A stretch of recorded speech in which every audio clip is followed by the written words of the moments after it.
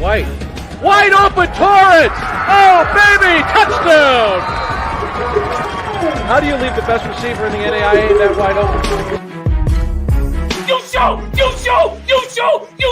and that's what we do! Cat! You're proud of me? And it's caught! Oh my goodness! Troy Torrence comes down with it!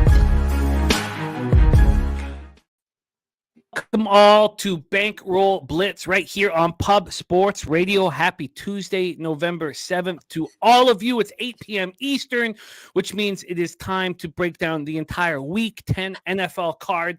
And Troy, you're coming off of a monster week, my friend. Thanks to you, it was our first week where we combined to be up double-digit units. We combined to be up over 10 units. Thanks to you, you had a monster week. And although I lost badly with the Giants plus 2.5 and the Giants money line, 6-2 in all my other action, I still found the black. And my ROI is now up 3.27% on the year. Not quite where your 6.04% ROI is, but I feel very good about what we're doing here. I feel like we're seeing things clearly. We're working things out. We've got a fascinating game where we're on opposite sides. Oh, my God. I was laughing my ass off when I seen that when you tagged me in it. I can't believe it. Yeah, so that's just going to be fun. It's just fun. I don't ever, we're not always going to be on the same side. I mean, that's just going to happen throughout the year, and it's very rare that it's happened. But I'm very excited about today's show. How are you, my friend? I'm doing great. You said it, man. We had a good week. Luckily, I've been having a lot of luck with some of these plus money bets, money line underdogs. Some of the SGPs that I'm taking advantage of, and I'm, cooking with some profit, but not enough if you ask me. There's always room for more. So I can't wait to dive into this, man. One thing I do want to call out from this week that I noticed, I want to call out because I'm going to call out a couple of these spots today. I just want to talk about reverse line movement. It went 2-2 this week. The Chargers, the Dolphins, the Ravens, and the Bengals games. Chargers and Ravens both got the job done, and both teams with the reverse line movement was favorable and both teams cashed. They were both field goal or better favorites. So I think that is kind of telling, and it actually matches with the spot that I talked about in the MLB all the time, where reverse line movement in those short lines, short home favorites, short road favorites, that's where we see a lot of traps, in my opinion. I'm going to talk about some of those spots today. Nobody sharper than the bookies, man. Nobody sharper than the bookies. So that's kind of what I base all my, all my success has been predicated on that. So that's what I'll be talking about more here today. And it does set the table for the spot where we are on opposite sides because the market is slightly moving towards me, which kind of lends to this trap possibility. I'm really fascinated with that football game. I like where I'm at. I liked where I was at last week coming in, although the Giants blew up in my face. Quick review of my action last week. Cincinnati minus 2.5. Easy casher. Buffalo, Cincinnati first half over 23.5 was an easy casher. And I still think, I still felt like that full game over 48.5 should have cashed. It didn't. The Giants just didn't go your way, man. Just like the whole narrative kind of changed, like you talked about it.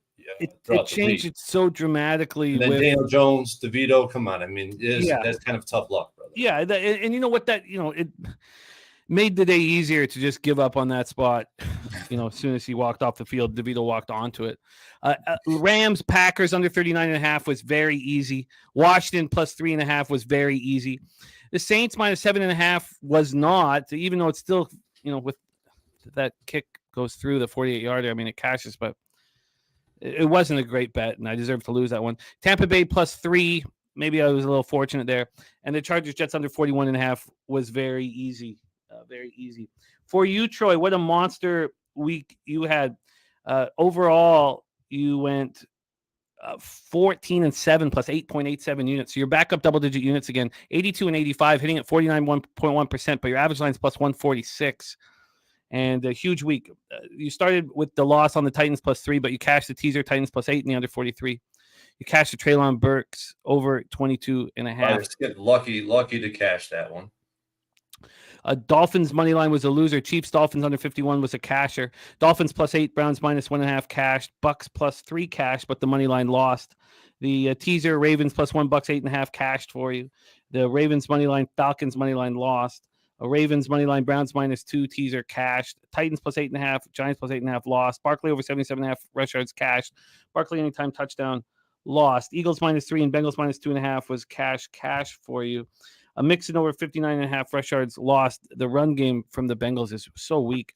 Jets versus Chargers under 41.5 cashed. Chargers first half -1.5 cashed. This is the game where you got paid out. Chargers double result at +115 cashed. Chargers double result and Chargers double result and the under 43.5 cashed at +302. And then you lost the same game parlay at 15-1. And there's going to be a change in the record keeping now as we move forward, Troy. Do you want to touch on that briefly before we get rolling? Yeah, I've been going back and forth with this with a lot of individuals. We actually talked about it on a live stream on Sunday night. You weren't on it, Jimmy, and then I talked about it with you today. So, I really like to keep everything transparent, post every single play I make, whether it's 25, $10, like I usually post all my action. But for record keeping purposes, we're going to cut it down to half unit and full unit bets are going to count towards my official record. So those $25, where I'm trying to hit a lottery ticket, essentially, are going to be wiped off the board. And some of those props where I did, it take a boost at $25 at, some guy to get 100 plus yards at +900. We're going to take those off to kind of clean it up. And I think it's the right move. I think it's the right play. And I'm ready to. And that's moving forward. Every single bet that has been tweeted out by Troy, we've counted as a 1-unit bet, every single one of them. So this is just as we move forward. Shout out to all the cappers in the chat. Michael Johnson, Mac Beavers, Top Set, Birdie, Spenny, Penny Bombs, Terry Walker, Viper, NB, Salatzi, Al Cervic, Harold Williams, Mikey M. It is great to see all of you Jimmy, guys. can I touch on one more thing? I got it on my mind Please as do. I'm looking at my action from last week. So there's one thing I'm doing this year more than any other year, and it's because I've realized something. I feel like an edge that some of these books are offering. One of them is teasers, -120 teasers.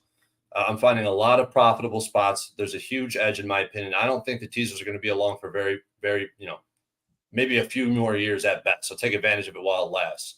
Also, I'm starting to dabble more and more into prop bets. The reason I'm doing that, I used to hate prop bets. I used to excuse my language. Sorry. I used to not want anything to do with any prop bets. However, what's the reason the books allow you to put, as much money as you want down on a spread or a total. But when it comes to props, they limit you. That just tells me that they're less confident in their lines, meaning you have more chance to exploit them and hit plus money opportunities. So I'm trying to expand my horizon, and that's why you see so many teasers, and you start to see some of these props littered in here throughout my action. I love it. You're coming off a monster week. I feel like we're seeing everything clearly. So it's time to fire away. And let's fire away right now. We start Thursday, November 9th, 8:15 p.m. Eastern. Carolina Panthers 1-7, 0-4 on the road. That's the Chicago Bears 2-7, 1-3 at home. We're at Soldier Field in Chicago, Illinois. 45 Fahrenheit clear, 12 mile per hour winds. Let's get into the line history here off the hop. And we'll start with the spread. We're sitting here with the Bears at -4. It's more of a 3.5, but it moved to 4. When it first moved to 4, it was today at 2:23 p.m. That 4 -102 for the Bears. It's now at +103. So you could say it's not quite a 4, but it moved from 3. From a total scenario here, we are dealing with a 39. This is juiced to the under. It opened up at 40. So, juiced -117 to the under. Now, it was up to -120 to the under at noon today. From a cash flow standpoint here, we have, move over here, we go. Get all markets, and here we go. From a cash flow standpoint, 87% of tickets, 95% of cash on the under, market moving in that direction. 51% of tickets and 85% of cash are on the Carolina Panthers, and the market is moving away from the Panthers. The Panthers coming off an ugly 27-13 loss at home to the Colts. They've now matched their worst start in franchise history. Bryce Young did not look good. A 24-39, 173 yards, 1 touchdown, 3 interceptions. He did run 5 times for 41 yards. 2 of those interceptions were returned by 4 scores by Kenny Moore. The passing game never got going. Panthers were held to 62 total yards in the first half. Bryce Young was sacked 4 more times. This offensive line is not protecting him. He's now been sacked 26 times in 7 starts. He's hit all the time too, even when he can get the ball off in time. Now 1-6 as an NFL starter. Hayden Hurst led receivers with 2 catches for 54 yards. They're 27th in the league, averaging just 187.1 passing yards per game. And their running game is not strong enough. Chuba Hubbard ran 16 times for 58 yards. The defense tried to keep them in the game, held the Colts to just 190 total yards. They didn't generate that much pressure on Minshew, 1 sack, 4 quarterback hits, but they held the Colts to 4 of 13 on third down. And they also are dealing with injuries. Now, Brian Burns is in concussion protocol. How crucial is he to this defense? So, I mean, he's just not going to be cleared. Either is cornerback C.J. Henderson. They have to be cleared by an independent neurologist. They're just not going to be cleared before Thursday. Xavier Woods left the game with a thigh injury. He's been hurt so much this season. Important safety for them. Tight end Stephen Sullivan left the game with a shoulder injury. They're just dealing with so many injuries. It all started losing Shaq Thompson to begin the year. Then Jeremy Chin and Yatur Gross-Matos, safety and linebacker, are on the IR until at least week 12. Wide receivers DJ Shark and Laviska Shenault are listed as questionable. They could receive some good news. It's possible that J.C. Horn, cornerback, a very crucial cornerback, returns on Thursday. And then the big story looming over the Thursday nighter for the Bears is, will Justin Fields be under center to start the game? We thought so last week. We were, I mean, not certain or anything like that, but we expected him to start. And now Eberflus is throwing a bit of a wrench. He says this is more testing of his thumb is necessary. Fields was throwing on Friday in a limited practice with a glove on, and he said he was still feeling pain. He expressed concerns. He says it needs to be strong enough so he can protect it from further injury. I don't know what's going to happen to Bears backers if it's not him, if it's Bagent again. The Bears coming off a 24-17 loss at New Orleans. Tyson Bagent, 18 of 30, 220 yards, 2 touchdowns, 3 picks. He also ran 8 times for 70 yards and lost a fumble. Darnell Mooney led receivers with 5 catches for 82 yards. Kmet caught 6 for 55 and 2 touchdowns. He missed practice today. He's dealing with a knee issue. I don't expect him to practice all week. So Kmet will be listed as questionable, but we expect him to play. Donta Foreman finished with 83 yards on 20 carries. The Bears outgained the Saints 368 to 301. It was the 5 turnovers that cost them the game. Defensively, Montez Sweat joins this weak pass rush, signed a 4-year, $98 million extension, 0 sacks and 2 quarterback hits for the group. The defense last in the league on third down, allowing conversions 48.2% of the time, last in red zone defense, allowing touchdowns 75% of the time. And then they have this, Kari Blasingame suffered a concussion, and he's ruled out for Thursday's game. And they do not have another fullback on the roster. So they have an undrafted rookie, Robert Burns, on the practice squad. Starting safety Jaquan Brisker will be back after missing the last 2 games with a concussion. 3 players could return from the injured reserve this week. Khalil Herbert, Quinimus Brown, so running back, wide receiver Quinimus St. Brown, and defensive back Josh Blackwell. All 3 practiced today. Who didn't practice, linebacker Tremaine Edmonds. He has a knee injury. It kept him out of Sunday's loss, so he very likely could not be in the lineup.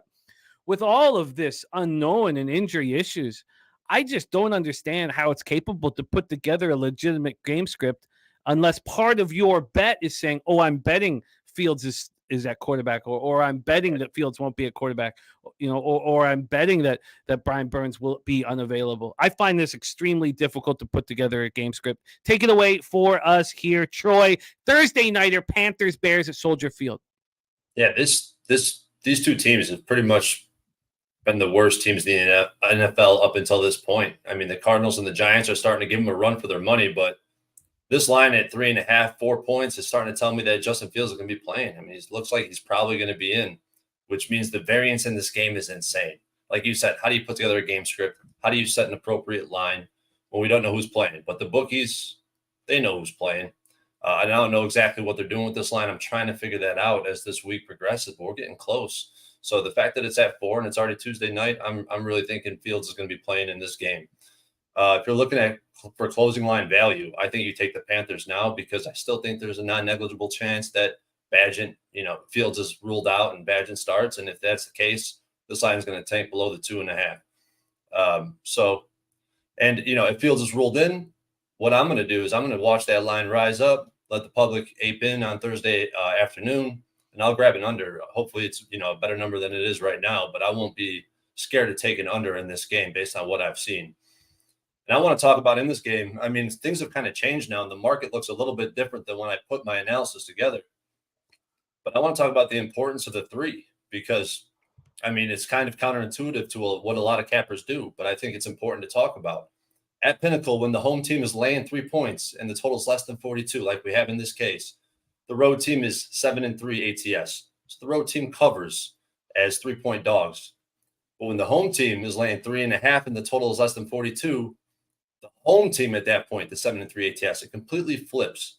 To me, that just shows me the strength, the power of the 3, how important that 3 is, especially when the total's so low. So a lot of people would say that, actually, let me use an example. People would say, I like the Panthers at 3.5, but not at 3. I say I like the Panthers more at 3 than at 3.5 because of just how sharp some of these books are. And why Pinnacle? Because all the books adjust to Pinnacle. Thank God Jimmy showed me that. Watching the show has, taken me to a new height. And the Chargers game yesterday, it actually closed at Pinnacle at 3.5. It fit the database trend, very similar to what I'm talking about right now. And it was a hammer spot. Chargers got the job done. So I haven't moved on this game yet. I will take the under if Fields is ruled in and we get a 41. You know what? It really doesn't matter. If Fields ruled out, I'll take an under with Badgett at quarterback. And, I'll be looking at an SGP. I plan on starting to talk about these a lot earlier than I give them out, on Twitter, because I post usually I post the SGPs as we get closer to game time within a few hours. So, but I'll be looking at the Bears to take the Bears side, depending on where it lands, the under, and I'll be looking for a third leg. So I haven't figured that out yet, but definitely the Bears and the under at where it's currently sitting. Well, you've added a lot to this breakdown because I don't find anything appealing at this point. So I'm glad that you do Bears and under and SGPs. Stay hooked on Troy Torrence 11 on X. Well, you know what, Jimmy? It's not like I'm super interested in the game, but, with the database having such strong sides, I mean, and it's a Thursday game, I want the action. Yeah, absolutely. I want the action. Absolutely. All right, let's roll on to the next spot on the board, and we head back to Frankfurt Stadium in Frankfurt, Germany. 47 Fahrenheit, light rain, 6 miles per hour for the Indianapolis Colts at New England Patriots. Take a look at the line history here for this one. We have on the spread. We'll touch on the spread and the money line here because this is the spot where Troy and I are on opposite sides. New England opened up here at +2. They're now +1 at -101 with very little vig. I didn't take the points. I took the +108 money line, and it is best at Pinnacle at +108, +105 at MyBookie, +100 at Bet365. This opened up at +113, and this got down to -101 yesterday at 2:19 p.m. And then there was buyback on the Colts. So the Colts opened up -127, got up to -130, and then went down to -111. And that's when the buyback came in, just 10 cents of buyback. We get over to the total here for this spot. We're sitting at 43. 43, that's where it opened. Opened to under 43, -104. It's there right now. There was a time when this over 43 got juiced up to -120. But it's back. It's at -112. It opened up at -110, so not a lot of movement there. Let's get over to the cash flow then for this spot. You have 69% of the tickets and 70% of the cash on the Colts, and you have 90% of tickets and 89% of cash on the under. So you'll hear two sides of the equation here on this one. You'll hear why I am on the Patriots, and you will hear why Troy is on the Colts.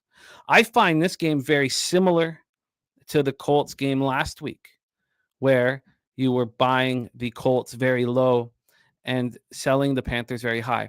And I said is it that simple? Is it that simple? And I still was unable to pull the trigger on the Colts. I'm on the other side here. I do believe, and at this point we have the perfect amount of stats, I feel, to analyze the situation appropriately. I think there's parts of this Patriots team that are good. And we know what that is, red zone defense and red zone offense. And we'll talk more about that. Now, you could say, well, they never get in the red zone offensively. And then that's a fair thing to say. But I think after the Colts look good against the Panthers, despite putting up just 190 yards, that we are selling them high and buying the Patriots low. Colts coming off snapping their 3-game losing streak in an important 27-13 win at Carolina. They had allowed 114 points in their previous 3 games, and the Colts defense was strong. They intercepted Bryce Young 3 times, sacked him 4 times, hit him 7 times. 2 of those interceptions were returned by 4 scores by Kenny Moore. They're ranked 13th in third down defense, allowing first downs 37.88% of opponent opportunities. Their red zone the third down defense. Yes, their red zone defense is bad, 25th in the league. They allow touchdowns 63% of the time. And they're 25th in the league, allowing 125.6 yards per game on the ground. And this is the biggest angle for me, is that this Colts defense can get gashed on the ground, and Ramondre Stevenson has got to roll in this game. And maybe Zeke, even though Zeke hasn't shown us much. But that, to me, is my biggest advantage in this football game, is the Patriots ground game going up against the Colts ground defense. Minshew was 17-26 for 127 yards and a touchdown. He didn't try to do too much. More importantly, he didn't turn the ball over, but he wasn't forced into situations that if he's bad, if they're losing, then we know what Minshew does. He throws interceptions, he runs with the ball, out in the open for fumble opportunities. Pittman led receivers with 8 catches for 64 yards. Jonathan Taylor ran 18 times for 47 yards, caught 5 passes for 22 yards and a touchdown. The offense finished with just 198 total yards. 3rd round pick in this year's draft, wide receiver Josh Downs hurt his knee. He's questionable this week. 2nd round pick Juju Brents is questionable with a quad injury. Cornerback Tony Brown is in concussion protocol. Tight end Drew Ogletree left the game with a foot injury, and Zaire Franklin, important linebacker, is questionable this week. The Patriots coming off a 2017 home loss to the Washington Commanders. Of course, I was very confident with Washington. I watched that whole game. New England now 2-7 for Belichick's first season, for the first time since Belichick's first season as coach. They're 0-5 in non-division games, the only team in the NFL without a win outside of their division. Mac Jones threw an interception on the Commanders 41 with 30 seconds left to seal the game, but that was his only turnover. 24-44 for 220 yards and a touchdown interception. Look, it's not fun to have a bet where he's the quarterback of your football team. Like, I'm not sitting here going, sit back and watch what Mac Jones is going to do. But, we know Kendrick Bourne out for the season. Devontae Parker dealing with concussion protocol. Demario Douglas looked good enough for me. 5 catches for 55 yards. Juju Smith-Schuster, 6 catches for 51 yards. And again, it's Ramondre Stevenson. He has to be the best player on the field for me to win this bet. And I think it's possible against this Colts defense. He ran 9 times for 87 yards and a touchdown, caught 4 for 42. They need to run the ball down the Colts' throat to win this. This defense bent but didn't break. They allowed the Commanders to put up 432 yards. Look, I like the Commanders' offense, and I've doubled up in overs in the Commanders-Seahawks game, and we'll talk about it when it comes. They couldn't stop the Commanders on 3rd down, and in turn, they couldn't get them off the field. The Commanders were 9-17 on 3rd down, held on to the ball for 37 minutes and 10 seconds. It's rare to see the Pats so bad on 3rd down. They're 17th in the league, allowing opponents to convert 39.7% of the time. And Indianapolis isn't good on 3rd down. I mean, they're 18th in the league, converting 3rd down 39.2% of the time. Washington is not good on 3rd down, which scares me. Washington's not good on 3rd down. They're 24th in the league, and the Pats made them look really good. But Jawan Bentley was all over the field. 13 tackles, 2 sacks. Kyle Duggar had an interception. The Patriots remained in the game because of their excellent red zone play. They were just 1 for 1 in the red zone. They're 4th in the league, scoring touchdowns 66.7% of the time, and they can't get there enough. And defensively, they held the Commanders to just 1 of 4 in the red zone. They're 5th in the league in red zone defense, allowing touchdowns 43.8% of the time, and the Commanders have a very good red zone offense. I think it's the red zone that's going to cash me my bet. Now let's hear the other side of this spot, because Troy and I are heads up. Take it away, Troy. Frankfurt Stadium, Frankfurt, Germany, Colts, Patriots. This is a good breakdown, Jimmy. It really is. And it's like, I just read that when you posted your action, you had this on there. I just couldn't believe my eyes, just because of how you hammered, you've been cashing against the Pats all season. But for as many good games as there were on the card last week, there's as many bad games this week. Colts smashed the Panthers, and it was on the back of 2 defensive touchdowns. I mean, it really wasn't impressive. Offensively, after the scripted plays, they kind of went blank. The scripted plays are the first few possessions, depending on how many plays you run. But I'm telling you, after the first 3 possessions, here's the sequence. They had a field goal and 4 consecutive punts. That's how they finished the game offensively. So it was good seeing Minshew execute offensively the scripted plays, but still at the same time, how impressive is the offense after, the first quarter? It wasn't impressive at all. And people thought this offense was moving after they hanging 40 points on Cleveland. And like I said, 75% of that production came from 3 plays, 2 of which were neutral zone infraction by Myles Garrett, where he jumped off sides. It was a free play. He threw his hands up, didn't even rush the passer. Minshew just threw a pass down the field on a defense that was unprepared. So, yeah, I get it. Like this, it was not impressive, I feel like, what they did last week.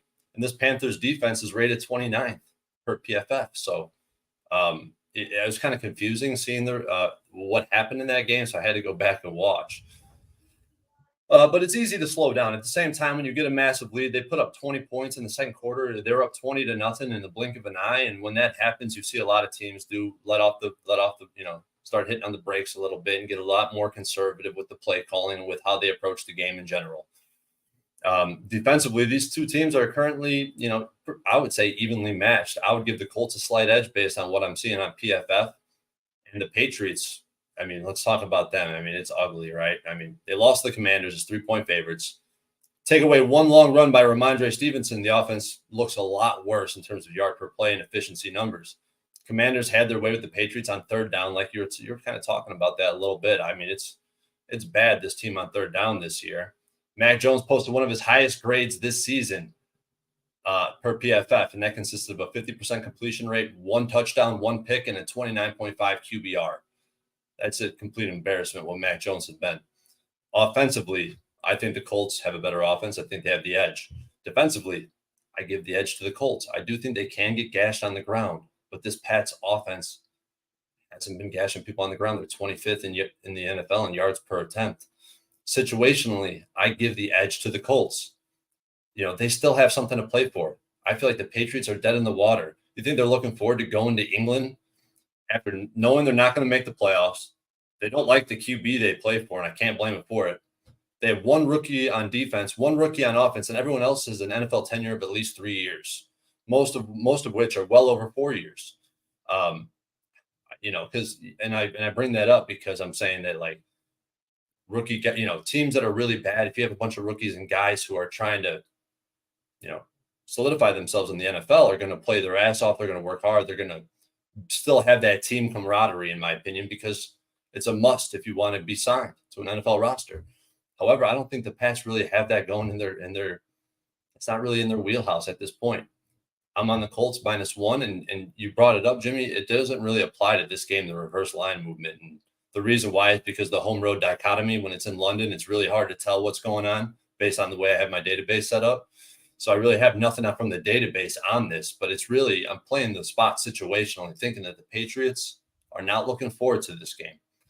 And I think the Colts get the job done. So I took the Colts -1, and I would actually be pretty damn interested if the at -115, and if it got down to a pick 'em, I might be on the money. I was thinking I'd be on the money line. Now seeing that you on the Patriots, you had a good breakdown too, Jimmy. I mean, nothing's easy when it comes to this, this game we play with the bookies. But yeah, that's where I'm at. Yeah, and you're great, breakdown great as well here. And you were mentioning, London, but we know this isn't Germany, this one. Oh, Germany, right. But it's all good. But man, I feel like this is a great opportunity for the Patriots. And I actually, and I could be wrong, but I think getting off of the continent is a breath of fresh air for the Patriots. Feels like just getting away from their home field has been a breath of fresh air for the Patriots, to be honest. But I really do, because sure they're 2-7, but they're superstars over here in Frankfurt, Germany, and I think it will be kind of nice to get out of the way, get away from North America and from the media and from all of that. I'm excited. We have cappers on either side of the game in the chat, and again, Troy and I going heads up, and this has happened very rarely, almost never it's happened once we've got to Sunday, but it's never happened on a Tuesday, I think. Yeah, I don't think it ever has. Yeah. And what was I going to say? Oh, yeah. I was looking at Bill Belichick's record overseas as well, or out of the States, I guess I should say. I mean, it's ridiculous. This man has won and won by margin. Now, a lot of those games are, not recent games, but still something to be noted. Bill Belichick has his team ready to play when they go across the pond. Troy and I are heads up here, and I'll get have Troy's action up here to review it. But Troy is on the Colts, and I am on the Patriots. Let's move on to the next spot on the board, and we head back to America, 1 p.m. Eastern. Houston Texans 4-4, 1-3 on the road. At Cincinnati, Bengals 5-3, 3-1 at home. We're at Paycor Stadium in Cincinnati, Ohio. A lot of us that are still involved in our survivor pools are, I'll speak for myself. I'm trying to save the Cowboys for next week. And it's a risky thing to do. And it's a risky thing here to, take the Bengals and in the survivor pool and go up against, CJ Stroud after a 5-touchdown, 470-yard performance. I get it. But I'm trying to convince myself to do that and, deal with the consequences, because then next week, a lot of people will have trouble and I won't. But you have to be alive for next week. And I don't know if I will be. We were all on the Bengals over the Bills. We were all on the Bengals over the 49ers. I got in on the Bengals to win the AFC at 9-1 before kickoff. It's now 5.5-1. I got in on the Bengals to win the Super Bowl at 16-1. I didn't check what that was at this morning. I just wanted to know what the AFC was. Look, I'm in. I'm in on the Bengals, but I don't necessarily want them here, and I wouldn't want them at this point range with a quarterback as confident as he is. Now, this could be a huge wake-up call situation for a CJ Stroud. We talk about selling high and buying low. I certainly don't want anything to do with buying on the Texans here, and I don't want anything to do with buying on the Bengals here this week, although I'm a huge believer in them long-term. Let's get into the line history here for this one. And again, it's the survivor spot that I'm looking at the closest. Pinnacle's hanging a 6.5. It's not a real 6.5, although it did open as a real 6.5, minus 106 on each side. And then it moved to minus 123 now for the Bengals. And we see sevens across the board. From a total scenario, we're sitting here at a 48.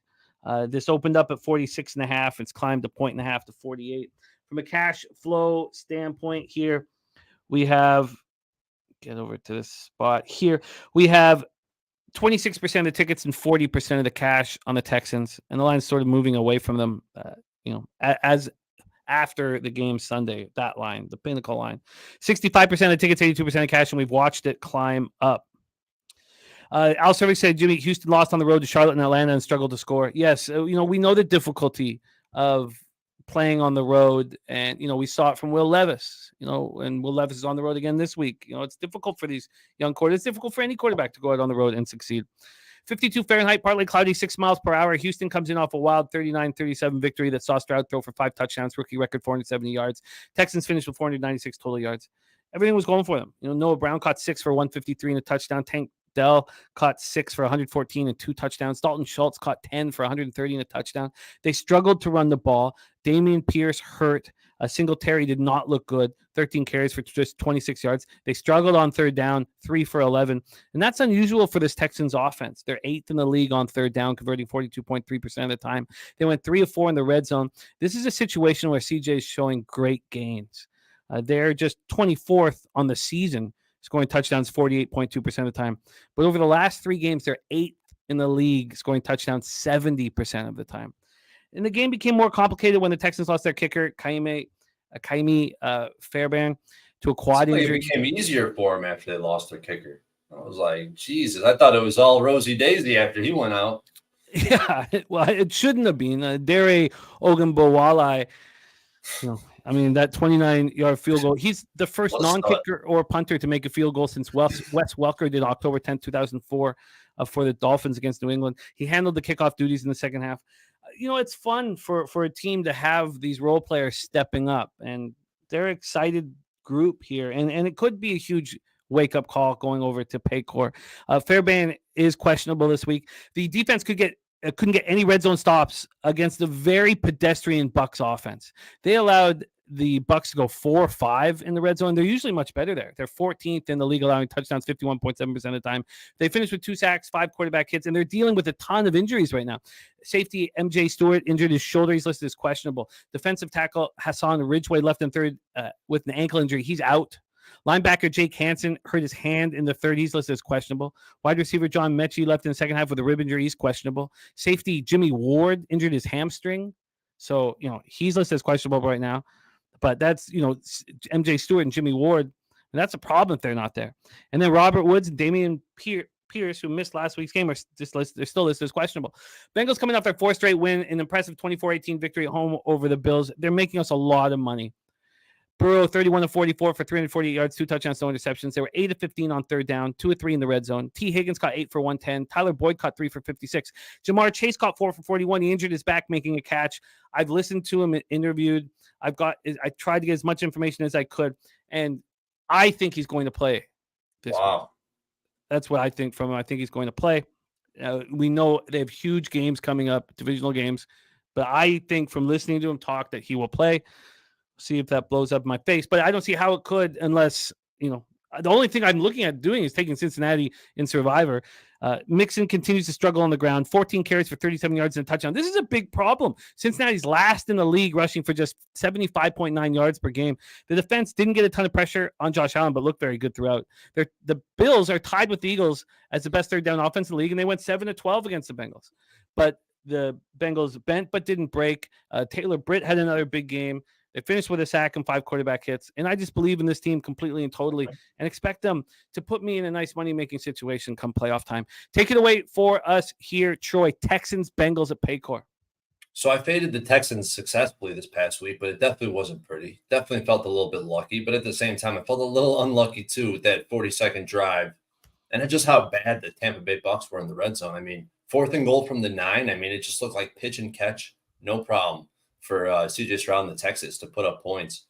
I mean, all I could say about this kid is I just can't believe it. I mean, it's just wow what this kid's fucking doing. I mean, 470 yards, 5 different players caught touchdowns, man. I mean, this guy's peppering the ball all over the field.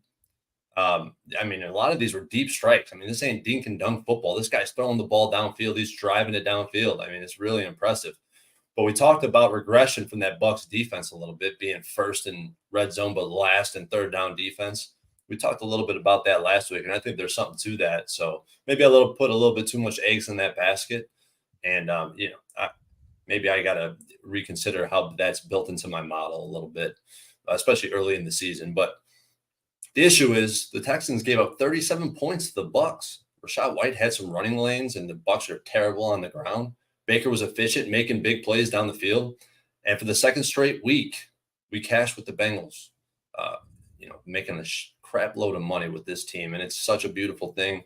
It's so predictable at this point what happens with the Bengals early in the season. And when they flip that switch, which they really do flip that switch, in this case, it was, I guess, Joe Burrow's injury is what had to be overcome for this team to be headed in the right direction.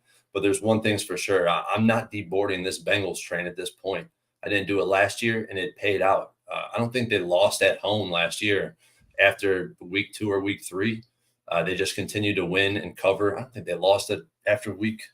They didn't lose games at all last year, damn near. I think they covered like every spread after week 8. They went on a huge winning streak. I mean, it's just something I'm not in the business of doing. So what I did do is I teased the Bengals with a game we're going to talk about later in the Chargers. I got the Chargers up to 7.5. I got the butt end of the line move. I can get to 8.5 if I teased it now, which I would love a lot more. My plan went a little sour in that case, but I got the Bengals down to -1. And I think the Bengals are perfect. They make the perfect teaser leg, in my opinion. They're 9-1 since they're 9-1 straight up since 2021. The line is between -3 and -8.5. They're 5-1 on a teaser when favored between 6 and 8.5. And their only losses in week 1 of last year. We already talked about the early to late dichotomy with this Bengals team and with Joe Burrow. Only loss was in week 1 of the Steelers last year. Home favorites that open between -6, and this talks about the entire market, right? All the NFL teams. Home favorites that open between 6 and 8, and market does not move towards the road team, which it is in this case, I believe. So that's kind of invalidated at this point because this has dropped at Pinnacle. Has it or has it not? It has not. Home favorites that open and close between the 6 and 8, and the market doesn't move towards the road team, so the spread does not move towards the away team. 16-1 on a teaser the past 2 seasons. We know we need it on a teaser. We need a 75% probability to break even at -120. You got to find those -120 teasers, or you're making unprofitable bets. But yeah, I'm on the Bengals with a teaser, and I wish I had more options to tease them with. Well, after this, I feel like I should take the risk, move forward with the Bengals this week, and then have the Cowboys for next week. When you get too cute in Survivor pools, you're no longer in survivor pools. We'll see how it bangs out. But Troy is locked in with a teaser starting with the Bengals -1, and we will talk about the second leg of it here shortly. Let's move on. 1 p.m. Eastern, New Orleans Saints 5-4, 3-2 on the road at Minnesota Vikings 5-4, 1-3 at home, US Bank Stadium in Minneapolis, Minnesota. Let's get into the line history here for this one. Spread-wise, we're sitting here with Minnesota at +2.5. That's where they opened. They opened up +2.5, -106. That +2.5 got to +107. And I want to fade Dobbs off of the magic that he showed last week. I want to fade the Vikings off of that magic as well. But the Saints are a real tough team to trust, and they did not look nearly as strong as I expected them against the Bears and Agent Bajan. This total is sitting at 41.5. It opened up at 40.5. When we get to the cash flow then for this spot, we have 54% of the tickets and 72% of the cash on the Saints. 51% of the tickets and 66% of cash on the under. You know, there are no miracles in Shawshank. Well, it comes up in situations like this. And I get this sick need to fade the magic that we saw. Just this sick feeling inside me right now that makes me want to fade Dobbs so badly. And more every second I talk about it here right now. And maybe I end up getting there. Saints coming off an underwhelming 24-17 victory at home over the Bears. They were outgained 368-301 in the victory, but won the turnover battle 5-0 to get the victory. How often can you trust that? Now, they do have a special defense that's capable of those things, but still. Derek Carr, 25-34 for 211 yards, 2 touchdowns, no picks. Olave led receivers with 6 catches for 46 yards and a touchdown. Alvin Kamara ran 9 times for 26 yards, caught 4 passes for 44 yards. Taysom Hill threw a touchdown pass, caught 4 passes for 13 yards and a touchdown, and ran 11 times for 52 yards. What a spectacular football player he is. The first NFL player since Frank Gifford to score 10 or more times each as a passer, runner, and receiver. The defense forced turnover after turnover. Paulson Adebo had 7 tackles, 2 picks, and forced a fumble that he recovered. Demario Davis had 10 tackles in the sack and forced a turnover. They allowed the Bears to go 6 for 12 on third down. That surprised me. They came in 4th in the league, allowing third downs just 34.1% of the time. They held the Bears to 2 of 4 in the red zone. That's sort of where they are. They're 17th in allowing touchdowns 53.9% of the time. And also for the first time of the year, or for this time of year, the Saints are a really healthy football team. Vikings coming off their 4th straight win, a very impressive 31-28 victory at Atlanta in their first game without Kirk Cousins. Jaron Hall left with a concussion in the first quarter. Joshua Dobbs replaced him first week with the squad, 20-30, 158 yards, 2 touchdowns. Also ran 7 times for 66 yards and a touchdown. His fumble woes continued. He fumbled 3 times. He lost 2 of them. Hawkinson led receivers with 7 catches for 69 yards. Addison 5 for 52. They lost KJ Osborne to a concussion. He's in concussion protocol. Alexander Madison continues to struggle on the ground, 16 carries for 44 yards. Now, he did make 2 catches for 49 yards. One was a 47-yard reception, but he's going to be even more important now because Cam Akers tore his Achilles and he's done for the season, and Madison just can't do it. I don't believe in him at all. The defense couldn't get pressure on Taylor Heineke. 1 sack, 3 quarterback hits. Marcus Davenport can't return until next week, so I don't see how that changes, where it's pretty easy to focus all your attention on Danielle Hunter. They allowed the Vikings to go, the Vikings in this allowed I got too many things here. They allowed, but it was the Vikings that went 10 of 18. But I have the Falcons. They allowed the Falcons to go 10 of 18 on third down. Minnesota's 29th in the league, allowing opponents to convert 45.2% of third downs. Byron Murphy had a pick. Darisaw was inactive. They have some depth in that offensive line because Quisenberry can come in and fill in, and he did that. Justin Jefferson's eligible to return from injured reserve, but they're making it sound like he's not coming back this week, that he's unlikely. The original estimate was 4 to 6 weeks. So week 11 against the Broncos, or maybe week 12 against the Bears. Week 12 against the Bears is the more likely outcome in this spot here. Maybe after your breakdown and listening to the chat, I could move on the Saints. Take it away here for us, Troy. Saints, Vikings. I don't know that I'll be able to give you the juice because I was just like you. I mean, I thought I'd be going into this game. I thought I'd have Saints on my card coming into this show, but it's just so hard to make what to make of this game. I have it at Vikings +3. So obviously initially I'm seeing value on the Saints, but I want to see the market develop and how, what's going to go on here with the cash flow and where's this line going to land, because that's going to be very important. And, so I started looking at the Saints because I wanted the Saints at -2.5 under a field goal. But they've had the easiest strength of schedule this season. I still think what they've done has not been very impressive. I think their defense, although, it looks good on paper and they've been performing well, I just don't see, I just want them to be tested to a greater extent than what they have been.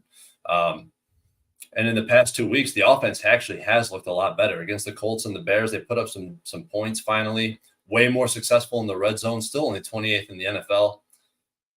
Complete inability to run the football. And it just doesn't look pretty. If you don't have Taysom Hill running the football, it's just like Kamara's just not getting the job done.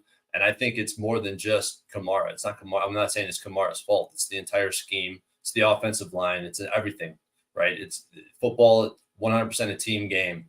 So you can't just put it all on Kamara. But not being able to separate from the Bears and cover that spread was just kind of embarrassing, if you ask me.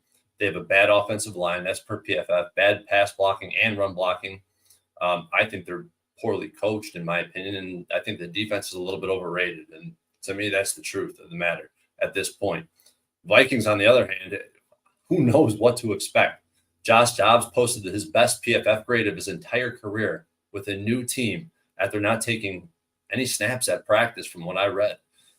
It's just miraculous what he was able to do. And I was on the butt end of that. I had Ravens Falcons money line at plus money, and watching Josh Dobbs drive that field, that last drive, and finish me off, it really put some, stake into my damn heart. But it's hard for me to find a definitive edge in this game. I really do think that the Saints are the right side at this point where we're at, but I would like to see where this line ends. And the total was starting to catch my attention because totals that open between 40 and 41 and moved to the over, 15-4 to the under. So this is one of those spots where I think that there's a little bit of false flagging by the books. When the total kicks up in this range, it goes under. So I'm going to keep my eyes on that. I might be betting that come Sunday based on where this line is going to close. And that's kind of where I'm at, Saints and under, but I have not moved. God, I have to fade what Dobbs did last week. He's going to feel so good about himself all week. Going to be walking around like the man. You got the controlled environment that the Saints are used to playing in. I just have to fade this. It's one of those I have to do it. You're taking it? I have to. It's just the way I cap. I see a miracle and I cannot. Let's go. I'm going to place it right now. I'm with you because I want to fade this spot too. I'm not a believer in Josh Dobbs.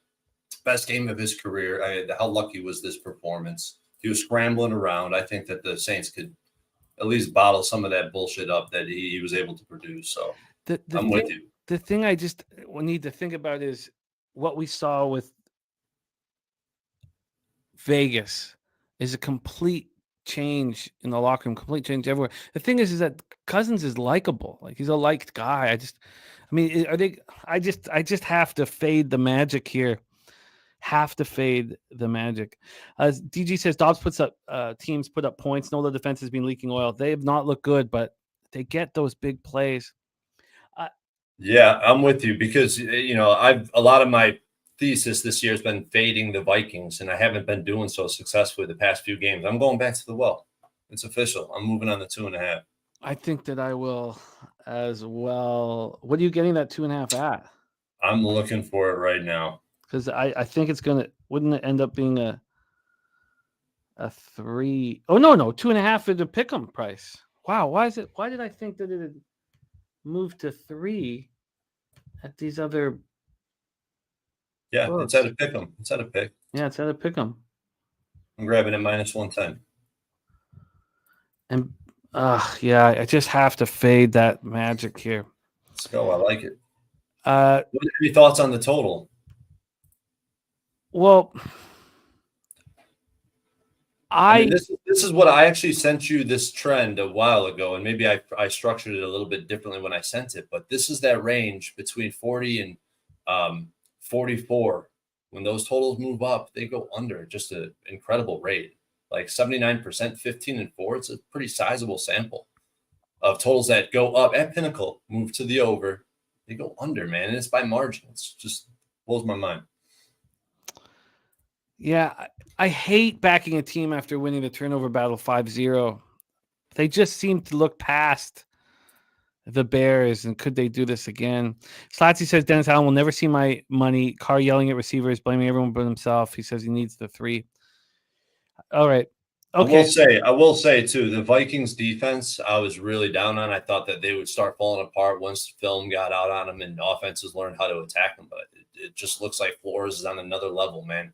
He's got this offense. He's got this defensive unit believing in themselves, and he's putting them in the right positions to win.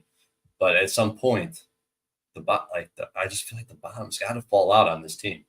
I just need Taysom Hill on the field as much as possible. I'm with you. Okay, let's move on here. I think that's something I move on this evening. I'll have to look a little more at it. We move on to 1 p.m. Eastern. Green Bay Packers 3-5, 1-3 on the road. At Pittsburgh Steelers 5-3, 3-2 at home. Acrisure Stadium, Pittsburgh, Pennsylvania.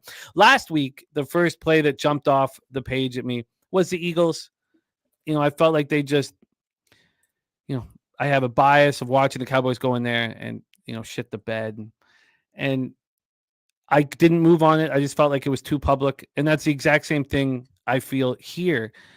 But there's a difference because the Packers looked good against, a Rams team that was starting Brett Rippon.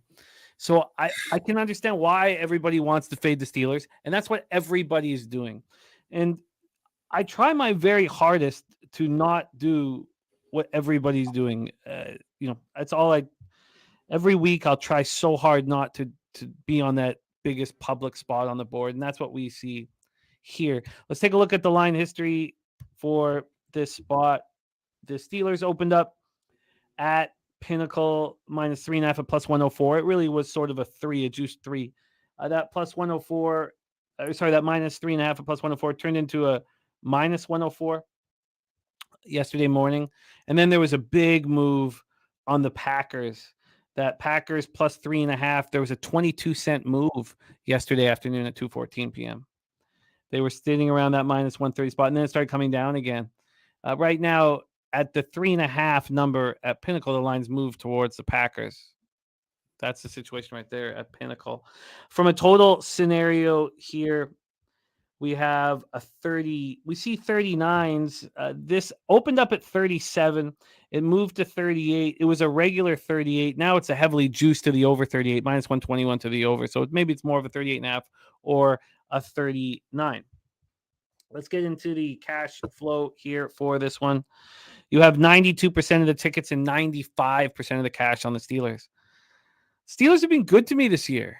I've lost with them too, but they've been good enough. And I just don't want to be holding hands with everybody saying, where do we like the Steelers? We don't like the Steelers as a favorite, but this is a pretty comfortable situation for them. And then you have 89% of the tickets and 95% cash on the under. The market's moving towards the over as well here. Packers snapped a 4-game losing streak with a 23 home victory over the Rams, who are missing Stafford at quarterback. Jordan Love looked better, 20-26, 228 yards and a touchdown. Musgrave led receivers with 3 catches for 51 yards and a touchdown. Dontavian Wicks was next, 4 catches, 49 yards. He did lose a fumble. Aaron Jones finally had a game for the Packers. He ran 20 times for 73 yards and a touchdown, caught 4 for 26. He did lose a fumble. The Packers were 7-14 on third down. They came in actually 10th in the league converting third downs, 41.6% of their opportunities.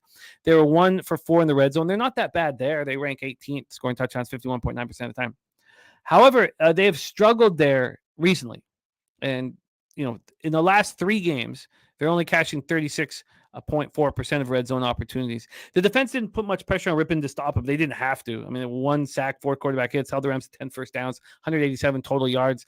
The Rams didn't run a play in the red zone. Rippon struggled against the injury-riddled Green Bay secondary. They were starting 2 rookie 7th-round picks in Carrington Valentine and safety Anthony Johnson Jr. That's tough to deal with. They're dealing with a ton of injuries. Quay Walker and safety Rude Ford sat out the game. Both are listed as questionable this week. Darnell Savage, very important safety, remains on IR. I mean, he's not expected back till week 12.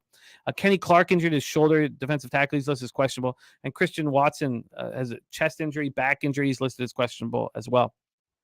Steelers coming off extra rest. What a wild season it's been for the Steelers.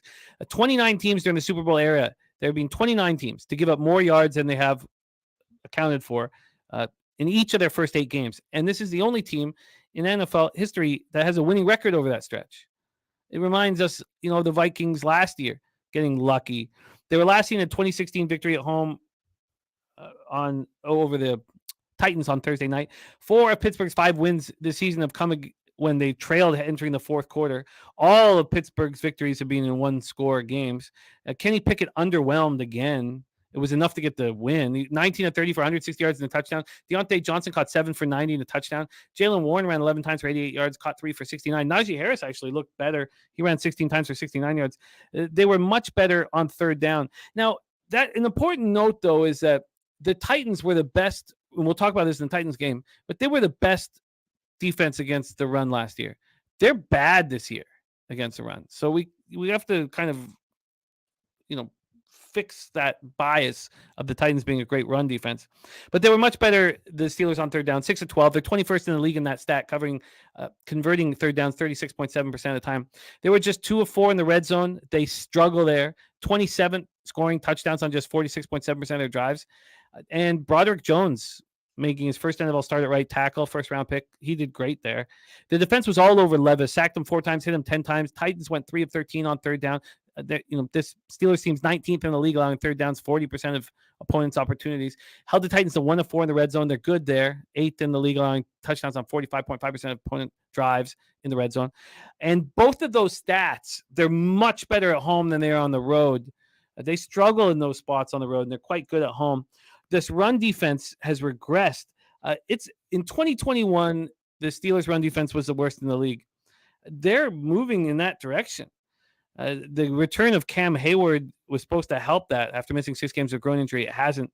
Cole Holcomb, inside linebacker, carted off the field. He's done for the year with a knee injury. 54 tackles and a fumble recovery in 8 games, which means Mark Robinson, the 7th-round pick in 2022, who's barely played, is going to take a much bigger role. They're still without Minkah Fitzpatrick. I'm not going to sit here and be on the side with 95% of the gamblers. Just not going to do it. So I don't want to have anything to do with the Packers. So that means I stay off this spot. Then it means I stay off this spot. Troy, take it away, Packers Steelers. Yeah, the more I heard your breakdown, the more I started to lean towards the Steelers, unfortunately. But this is just another ugly game. I think it's highly likely the winner of this game lands on 3. And this game lands on 3 so frequently, it just turns me off. But I'll get into some of the metrics. And actually, you can copy and paste what I said earlier about the Bears Panthers 3.5.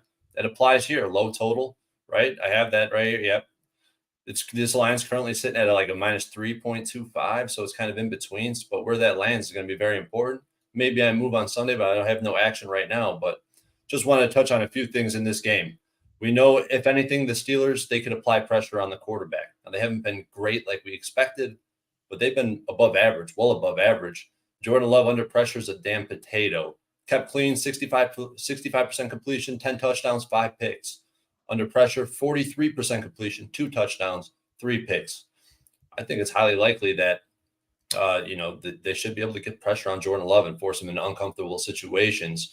Take the Packers last week performance, whatever they did, I throw it in the trash. I don't even look at it. Brett Rippon's so bad that the game plan and the scheme changes so much.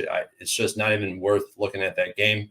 Brett Rippon, as far as I'm concerned, as far as what I've seen, has the lowest PFF rating in the history of the NFL. So take that for what it is. Yeah, I just think that, and looking at the Steelers team, like you said, they made history. I think their defense is a little bit overhyped.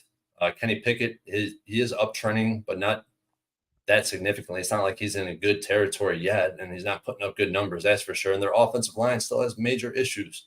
31st in pass block. I just don't see a big edge in this game when it comes down to X's and O's, so I haven't moved on it.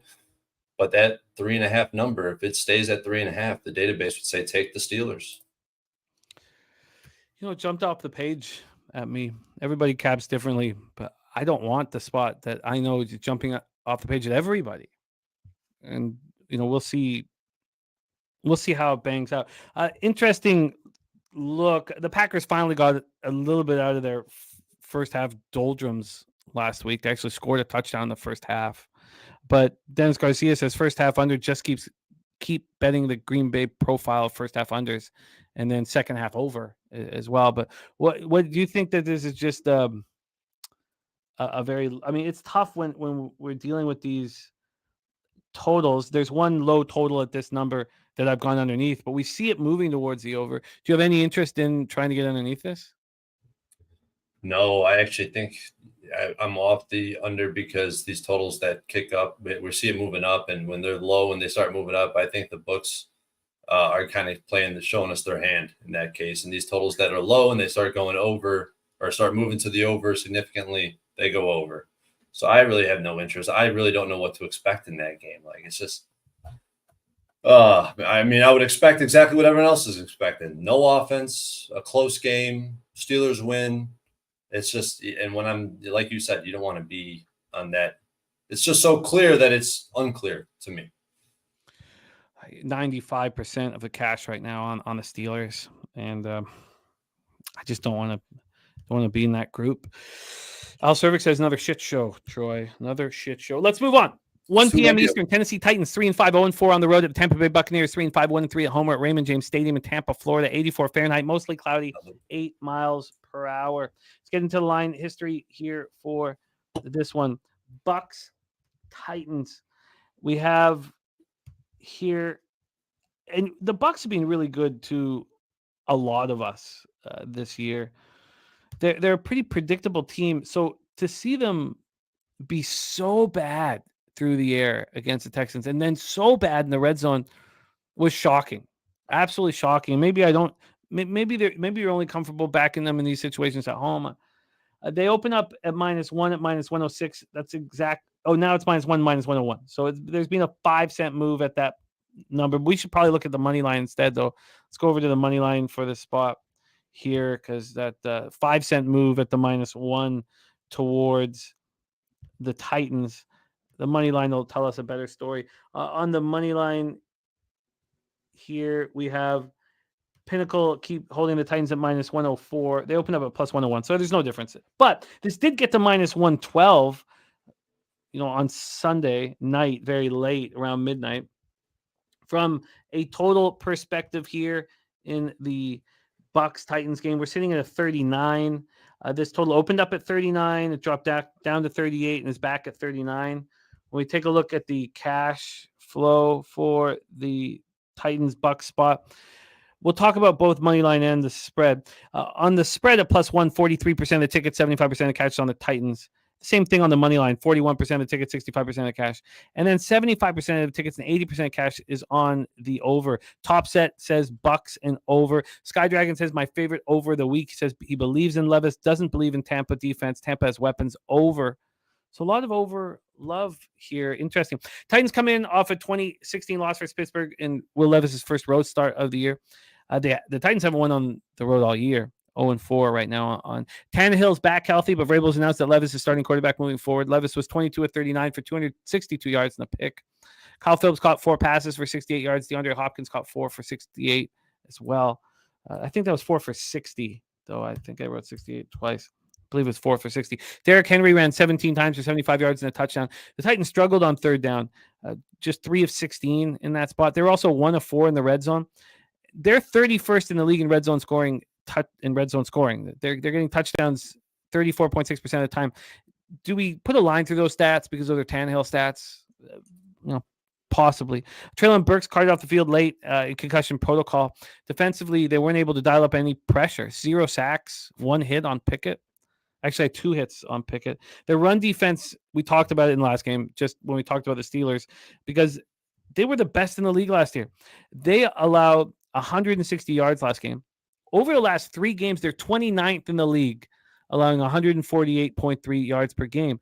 They remain very strong in the red zone, third, allowing touchdowns just 36.7% of the time.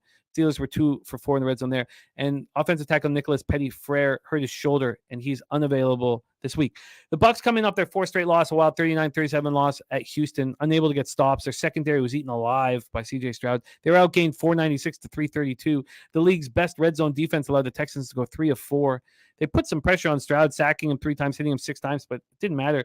They're now the 2nd worst passing defense in the league, allowing 279.4 yards per game through the air. So they seem vulnerable. offensively, they did enough to win. Baker 21-30 for 265 yards, 2 touchdowns, no picks. Evans caught 4 for 87. Kate Otten caught 6 for 70 and 2 touchdowns. He did lose a fumble. And Rachaad White was excellent. That's the first time I've ever said that. 20 carries for 73 yards and 2 touchdowns, caught 4 for 46.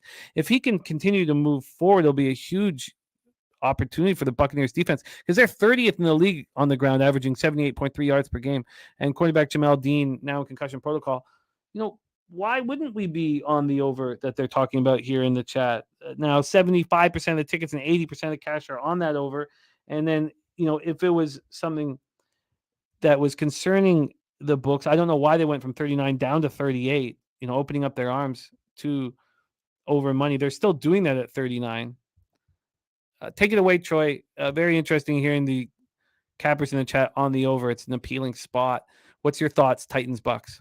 I had a note that I erased because I didn't move up. I didn't end up moving on it, but this was an over I was definitely considering. I think a lot of that, what we talked about defensively, makes sense. I expect both teams to have some success, but this Bucs team was just so disappointing last week. I already kind of touched on this, before that last week, they were 32nd on third downs, but first in the NFL on in the red zone. And that's just completely unsustainable. And that's what showed up this past week. The Texans, who are one-dimensional, they can't run the ball. They couldn't kick field goals, and yet they destroyed the best red zone defense in the NFL, and they made it look easy moving the ball downfield on this Bucs team. This team could not run the ball at all, but they just marched down the field through the air with C.J. Stroud. 4th and goal from the 9. I touched on that too earlier. No problem for C.J. Stroud. Pitch and catch.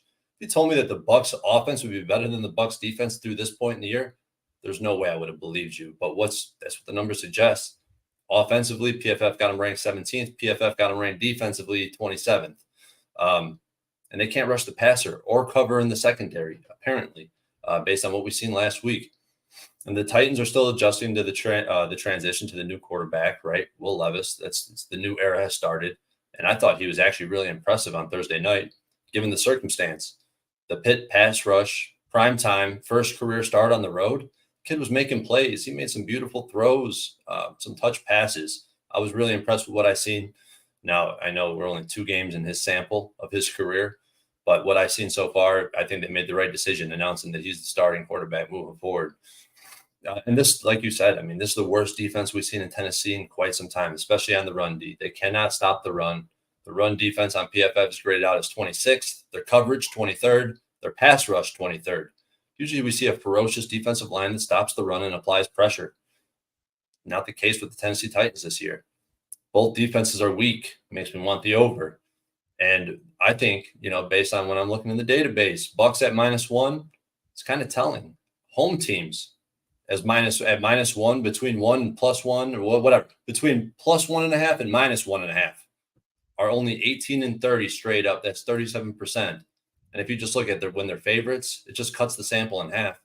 9 and 15, 37% ATS. So this line at -1 is telling me that the Titans are the right side. Wow. So you think you're going to get to the window?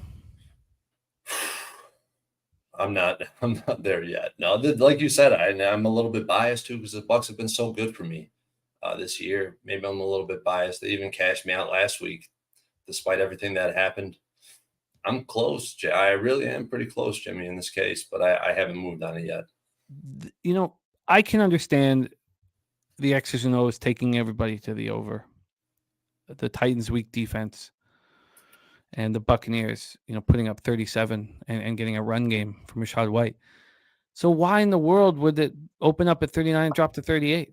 And that it wasn't initially. I don't want to believe in what I just saw, which is the craziest thing in sports, that you try not to believe in what you just saw. It's just messed up.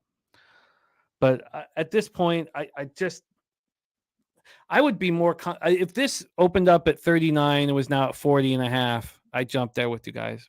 And it's like what you're talking about with the 3s moving to 3.5, actually getting more confident. And everybody caps differently. And I know, there's a lot of cappers in the chat that don't care about, what the market is saying. They care about what their X's and O's are saying, what their power rankings are saying. And I respect that very much. But the fact that this seems like such a clear over and it went from 39 to 38, Now back to 39, but still juice to the under is going to keep me off of this. Cheshire Cat, you have not bothered me at all. Let's move on to the next spot on the board. I'm just so locked in on these football games here. There's so much on the line for us to succeed, Cheshire. So, no, I'm all good. Let's move on to a huge one. A monster football game. Everbank Stadium in Jacksonville, Florida, 1 p.m. Eastern. San Francisco 49ers, 5-3, 2-2 on the road at the Jacksonville Jaguars, 6-2, 2-2 at home. 71 Fahrenheit showers and 12 miles per hour wind. Showers, not rain. We'll see how eventful that weather report is as we get closer this week. Both teams are coming in off of their bye week. Let's go into the line history here. The Niners opened up -3 at plus 101. That -3 got to plus 114. So on the other side of things, that Jacksonville +3 moved 14 cents in about 13 hours when this line became available. And then it came back to the Niners. So at this point, there's been a 7-cent move to the Niners at -3 at -106. Let's move on to the total then at this point. This total opened up at 44.5. It's now at 45.5. So we've had a 1-point move to the over. And when we get to the cash flow in this one, you have 41% of the tickets and 69% of the cash on the Jacksonville Jaguars. Feels like a sharp look. 42%. Oh, sorry. That's on the total. We only have 10,750 tickets in. They're not giving us a money percentage. 51% of tickets are on the over. Just 51% of tickets here. So 49ers were last seen suffering their third straight loss, 31-17 at home to the Bengals in week 8. 49er fans and anyone who just follows the team closely, you don't have to be a fan, have seen what they've done after the bye week. In Kyle Shanahan's career as a 49ers coach, their winning percentage before the bye week is tiny. They're 16 wins and 30 losses with a .347 winning percentage. After the bye week, they're 36 wins and 16 losses, and their winning percentage is .692. This team has scored 17 points in each of their last 3 contests. We got a market correction. Against the Vikings, San Francisco had just 65 yards on 22 carries. That's it. The running game was nowhere to be found. McCaffrey got 45 of those yards on 15 carries. Against the Bengals, the 49ers only ran 15 times with their running backs. If you look at their actual running attack, it's buoyed by, Purdy's running, not from their running backs. McCaffrey and Eli Mitchell combined for 56 yards on 15 carries. So Trent Williams is expected to be back in the fold, which will obviously help. McCaffrey's had an extra week to rest his oblique and rib issues.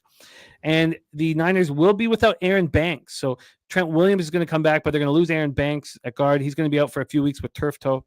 The 49ers are 21st in opponent third down conversion rate. And it's really been highlighted in recent weeks. San Francisco allowed an average time of possession 33 minutes and 7 seconds over the last 3 weeks. That's the 4th worst in the NFL. Now, Chase Young will make his debut after being brought in from the Commanders for a 3rd-round pick, and Deebo Samuels is good to go. He returns to the offense. The Jaguars were last seen winning their 5th straight game, 2010 at Pittsburgh. They're sitting as the number 3 team in the AFC. They're just a half game behind the Chiefs and Ravens, but it's not all perfect in Jacksonville. If you break down their stats, they're 31st in the league with 9 fumbles. 3 by Lawrence, 2 by Bigsby. They're 23rd in red zone scoring. They're 22nd in third down conversions. I mean, these aren't very defensively. They've been really good. They're holding opponents to 16.2 points per game during this winning streak. They have lead the NFL with 18 takeaways over those 5 games. They picked up Ezra Cleveland from the Vikings at the deadline. They're hoping he'll be ready to go. He was dealing with a foot injury. They're also hoping to have Zay Jones back, a wide receiver, cornerback Tyson Campbell back, and free safety Andre Cisco back from injuries. And they're 23rd with 16 sacks, and 9 of those are from Josh Allen. So obviously I'm a little upset that I didn't move on the futures with the Jacksonville Jaguars, but I don't see it as I don't see either of these teams as the elite teams that that people believe Jacksonville are, or that we thought San Francisco might be 4 or 5 weeks ago. Take it away for us here, Troy. Niners, Jaguars, Everbank Stadium, Jacksonville, Florida. I turned out to absolutely loving this spot. The more I dug through it, and I ended up moving on it. We got two teams coming off a bye week. The Jags went in on a 5-game winning streak. 49ers on an L3. To me, it's just the perfect spot to buy low on this 49ers team. The Jaguars' 5-game winning streak consisted of the Falcons, the Bills, the Colts, the Saints, and the Steelers. It's not really impressive if you ask me. None of those teams were really in good form. And the Bills were coming off after a blowout, coming off of a win against the Dolphins in blowout fashion, and they had to go across the pond to play this game. Jags were waiting there for them. I don't think that 5-game win streak is very impressive, even though they have looked better throughout the course of the season. The Jaguars, I just, like I've been talking about all season, I don't know. I don't want to keep repeating myself, but it's hard not to. I've been saying all season long that I don't think that this Jags team is them. I don't think this is the team that gets over the hump. I think they have a lot more pieces that they need to add before they can do so, but we shall see. And the 49ers are coming off that L3. They're stifled by injuries, but I expect the 49ers to be the much more motivated team in this game. And I think that they have key advantages, especially in the trenches. Defensive line, I think they'll dominate this Jags offensive line, which I think is below average and even below where they're currently being graded out on the scale. And offensively, I expect this offensive line to be able to execute versus this defensive line that's just 29th in pass rush and below average on run block win rate. San Francisco, I think they'll be able to run the ball effectively, and that'll open up play action. And Trevor Lawrence and the Jags are much better on the road than at home. So to me, it's just a perfect spot to buy low. Stick to my guns on this Jags team not being the team that gets over the hump. Laying 3 looked really appealing to me at first. I was maybe hoping at first that I would get the 2.5, but when you go to the database, the strength of the full 3 on the road is pretty damn strong. Home dogs of +3 to 3.5 are 22 and 12 ATS the last 2 seasons. If this line closes at -3.5, it's a 10-4 ATS spot per the database. And home dogs just this season of +3 are 2-5 ATS. I have a sneaky suspicion that this line gets to 3.5 despite the sharp action that I think will continue to come in on the Jags. So this will be another spot, just like the Jets. I'm going to be fading the sharps. I'm taking the 49ers. Have you moved on them already? I did. I posted it. I put 2 units on this -3. Ooh-wee. All right, let me get your action back up here because I know I did you probably clipped it, and I ended up moving on this game. Afterwards you did, yes, okay. So what I do with the show, my process is I go in and I kind of benchmark the teams and talk about the games in general, and then my second time through in the afternoon, I kind of just check each spot in the database. So as soon as I came across this, I was like, why am I waiting for the 2.5? At the 2.5, I wouldn't like it as much as I like it now. And that's just the way I do it. So I'm going with the 3. Exciting. At this point, I do not feel the need, to put my money on the line. I want to watch. And honestly, I said this about the Eagles last week. If the 49ers lose here and the Seahawks win, could I get a chance to get in on the 49ers to win the division? Could I get a decent number for them in the NFC? I mean, that's what I'd be more interested in at this point here. Saturate says, Jimmy, in your estimation, what percentage of the Niners' recent problems will be cured by Trent Williams returning? Trent Williams and Deebo Samuel being a weapon. But I think that the Trent Williams addition, it's taken away a little bit with losing Aaron Banks. So it's not the huge addition that you would think it was because, there is a subtraction involved with it, which will still be, an addition. This is, I don't want to buy the Niners low, and I don't want to sell the Jaguars high when it comes down to it. And I have 4 bets already. I'm looking to add that Saints spot, and I think I'll have enough action to let this go. And sometimes I need to say that out loud so that I don't just hammer things just to enjoy the day. It's more important to win. Troy Torrence on the 49ers. Now, for our show, it's just everything's 1 unit, but he's dropping 2 units on the San Francisco 49ers on the road against the Jaguars. We move on, and I've moved on this game.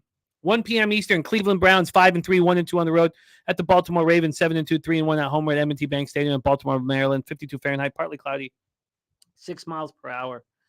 There's certain spots when you get a total that's so low that it scares me. But when these teams play, this is not one of them.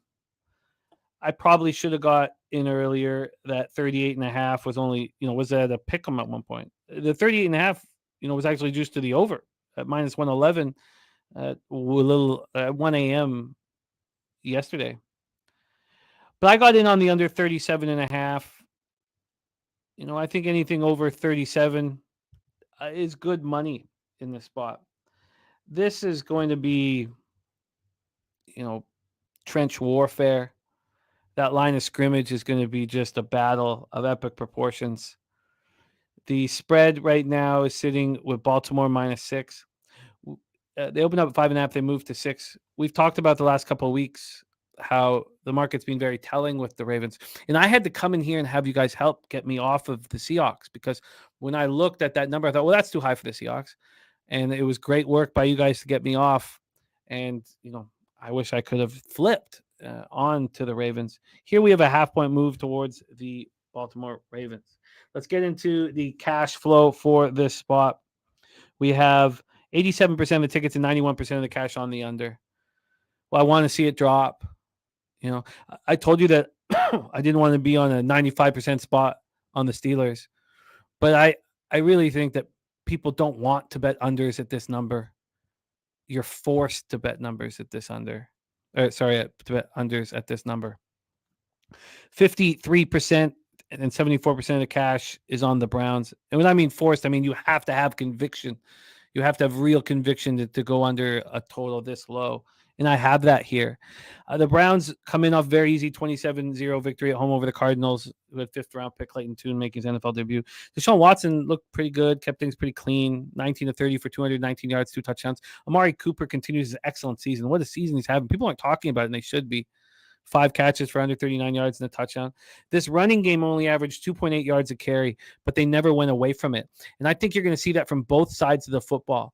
Not excellent running games, or running teams, if you look at yards per carry, but they'll keep hammering it. They'll keep hammering it no matter what the success is, because they want to keep the opposition off the field. They want to tire out the defenses.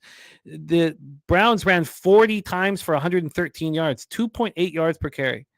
Browns were 6 of 17 on third down. They're second last in the league converting third downs. Another under gift. 31.7% of the time they convert. They went 3 for 4 in the red zone. That's been a strength for the Browns this year. They rank 8th scoring touchdowns on 63.6 of their opportunities. Unfortunately, they faced the number 1 red zone defense in the league in the Ravens. The Ravens allowed touchdowns on just 33.3% of opponent opportunities. And the Browns placed Jedrick Wills Jr. on injured reserve, offensive tackle. Hurt his knee on Sunday. So now they're without Wills and Jack Conklin. So the more I talk about it, the more I want to get in on the Ravens, but I'm not going to get in on the Ravens after, watching them completely dominate 2 teams. I mean, this is not I do not want to buy high. I want to cash this under. Their defense, Browns defense, overwhelmed the Cardinals. 7 first downs, 58 total yards. I mean, Clayton Tune was there, but 1 of 12 on third down. The Cards didn't run a play in the red zone. And with all the attention paid to Myles Garrett, Dalvin Tomlinson broke 3 for 2.5 sacks. Browns finished with 7 sacks, 10 quarterback hits. Sione Takitaki and Denzel Ward each had interceptions. The Ravens come in off another dominant victory, 37-3 at home with the Seahawks. They outgained the Seahawks 515-151. Lamar Jackson, 21-26 for 187 yards. He also ran 10 times for 6 yards. He did fumble twice, losing one of them. Now 18-1 as a starter against NFC teams. Huntley even came in and threw a touchdown. Mark Andrews looks healthy and rolling, 9 catches for 80 yards. Beckham caught 5 for 56 yards and a touchdown. That's his first touchdown since the Super Bowl 2 years ago. And then Keaton Mitchell. I mean, it goes back to the point that Dennis has been making, for years with us, that you can put anybody in that running back position. And if the offensive line is strong and you have some concern of the quarterback passing the ball, and then you also have concern of quarterback running the ball. Keaton Mitchell ran 9 times for 138 yards and a touchdown. Undrafted rookie from East Carolina who had never had an NFL carry before Sunday. The Baltimore outrushed Seattle 298-28, had the ball for 40 minutes and 4 seconds. I expect both teams to want to have the ball for as long as possible in this. Long drives, waiting for the play count to drop down to 2 and 1 seconds.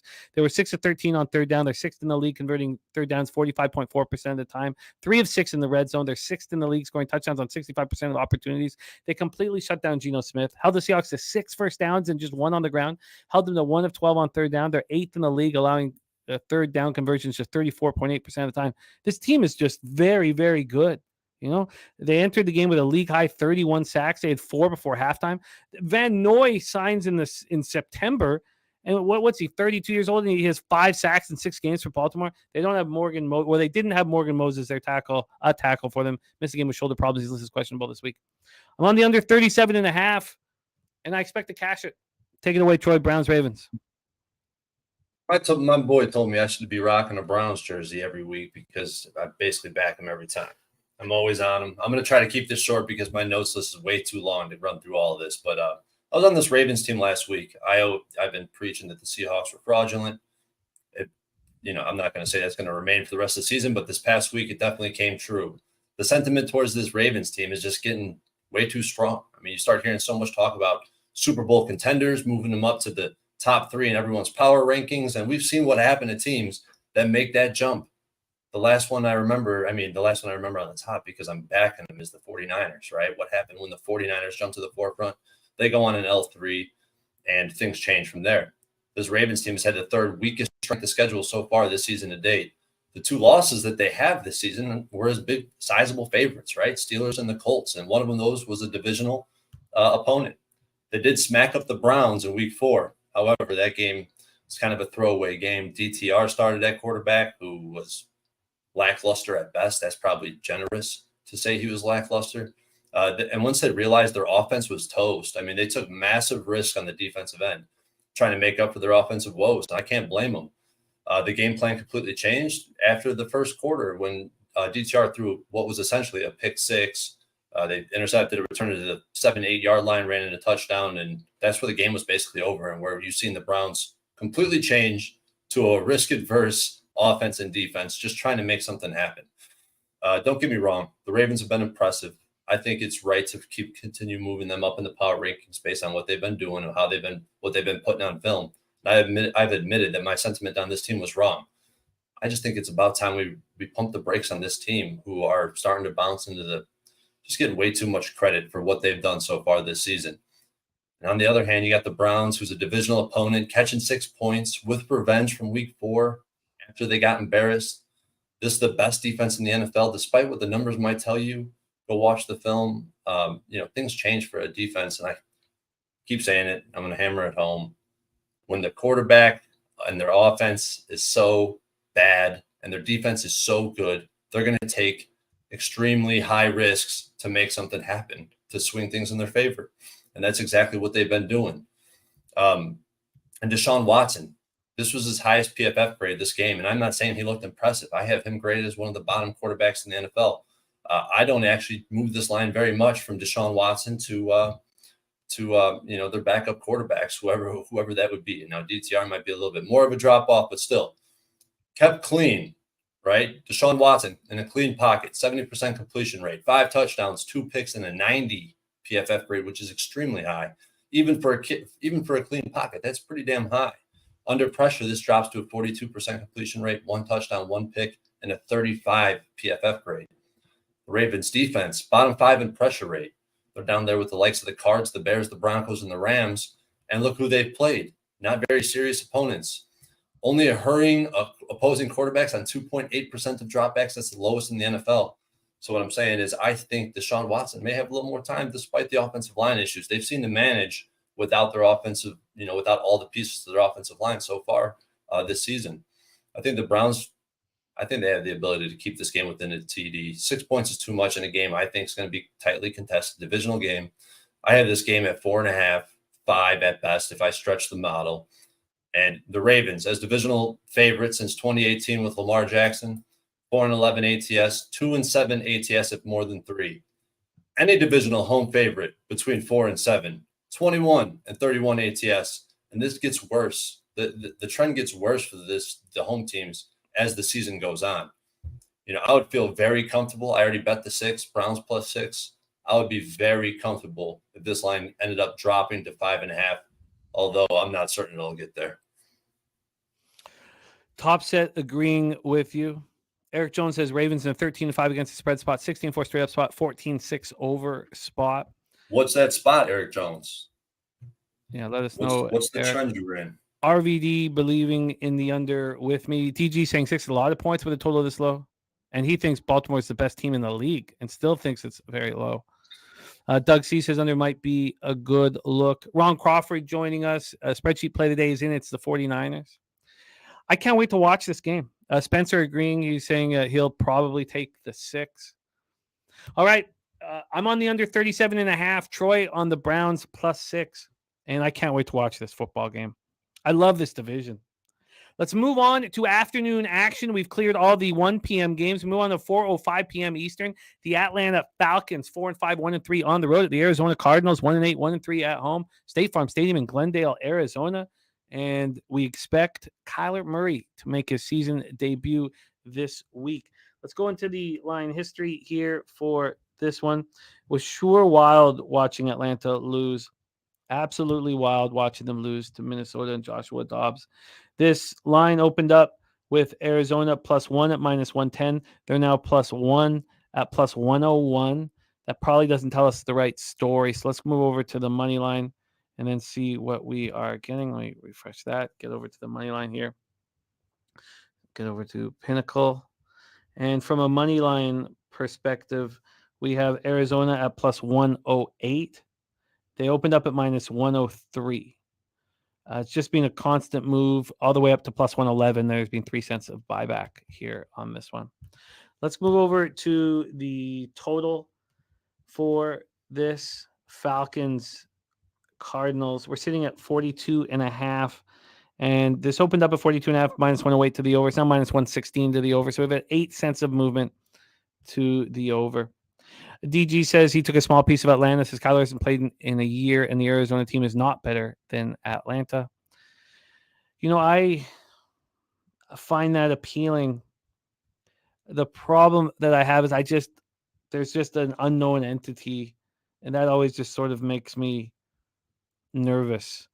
Let's go to the cash flow for this spot. Again, it's our first afternoon action. We have 68% of the tickets and 56% of cash on the under, 32 and 44 on the over. On the money line, 76 and 81 on the Falcons. On the -1 or 1.5 or whatever it is, 26 and 25 on the Falcons. So the pros were taking the money line there. K Wolf, our guy K Wolf, who was excellent in our poker tournaments at Pub Sports Radio. By the way, next poker tournament is Friday of Thanksgiving, Friday night, 8 p.m. Eastern, $50 buy-in, rebuys for the first 3 levels. Let's break this down. Falcons coming off a disappointing 31-28 loss at home to the Vikings, who were down to a quarterback that had been with the team for 5 days. Taylor Heineke, 21-38 for 268 yards and a touchdown and a pick. Drake London out with a groin injury. Jonnu Smith led receivers with 5 catches for 100 yards and a touchdown. Kadarius Hodge finished with 3 receptions for 60 yards. London still listed as questionable this week. Bijan Robinson ran 11 times for 51 yards and lost a fumble. They went 10 of 18 on 3rd down. In their first game without Grady Jarrett, who is the heart and soul of this of the defense, who's gone for the year with the ACL injury, the Falcons look terrible. Now, they'll get better and get more used to him not being there. Their leader not being there. They did get some pressure on Dobbs, sacked him 4 times, just couldn't get enough stops. Held the Vikings at 3 for 6 in the red zone. The Falcons are 6th in the league in red zone defense. They allow touchdowns just 44% of the time. Cornerback D. Alford left the game with an ankle injury. He's listed as questionable. So here we go. The Cardinals coming off one of the ugliest losses we've ever seen. The 5th round pick Clayton Tune came in and looked horrific. And now, 58 total yards, 7 first downs, 1 of 12 on 3rd down. Didn't run a play in the red zone. Tune was 11 for 20 for 58 yards. I mean, we don't need to talk about it too much. Marquise Brown caught 4 for 24. Now, Keontae Ingram, Rondale Moore, Tony Jones looked awful, but that's because, you can't – all you're defending is the run. You can fill up the box against the run. Now, James Conner is on track to return this week, and that will be a big boost. Michael Wilson is going to – we expect him to play. He's got a shoulder injury, so he's still practicing. We thought he was going to play last week. So he's on track to play this week. They lost part of their offensive line. Left tackle DJ Humphries and right guard Will Hernandez both got hurt. They're questionable to play this week. They have not been ruled out. I tried to get more information. The defense did all they could, but they were on the field far too long. They couldn't dial up pressure. Arizona is 27th in the league in third down line conversions, 43.8% of the time. And in the red zone, they're ranked 21st, allowing touchdowns on 58.5% of the drives. They had a really nice red zone record until Connor went out. He's a big piece of that puzzle. Do you think that if we want the Falcons, that Connor being announced in would do anything to the line, or maybe not? Maybe I'm putting too much emphasis on Connor. The more I talk about this, the more I also want to fade the Cardinals. The problem is I just don't like betting. I don't like putting my money on the line when there's an unknown factor. And here, Kyler Murray is an enormous unknown factor for me. Do I believe he's going to play well in week 1? No. But, he's got something to prove all of a sudden. So take it away. I can't wait to hear your thoughts. And I'm going to go over everybody in the chat's thoughts. Falcons, Cardinals at State Farm. Troy, floor is yours.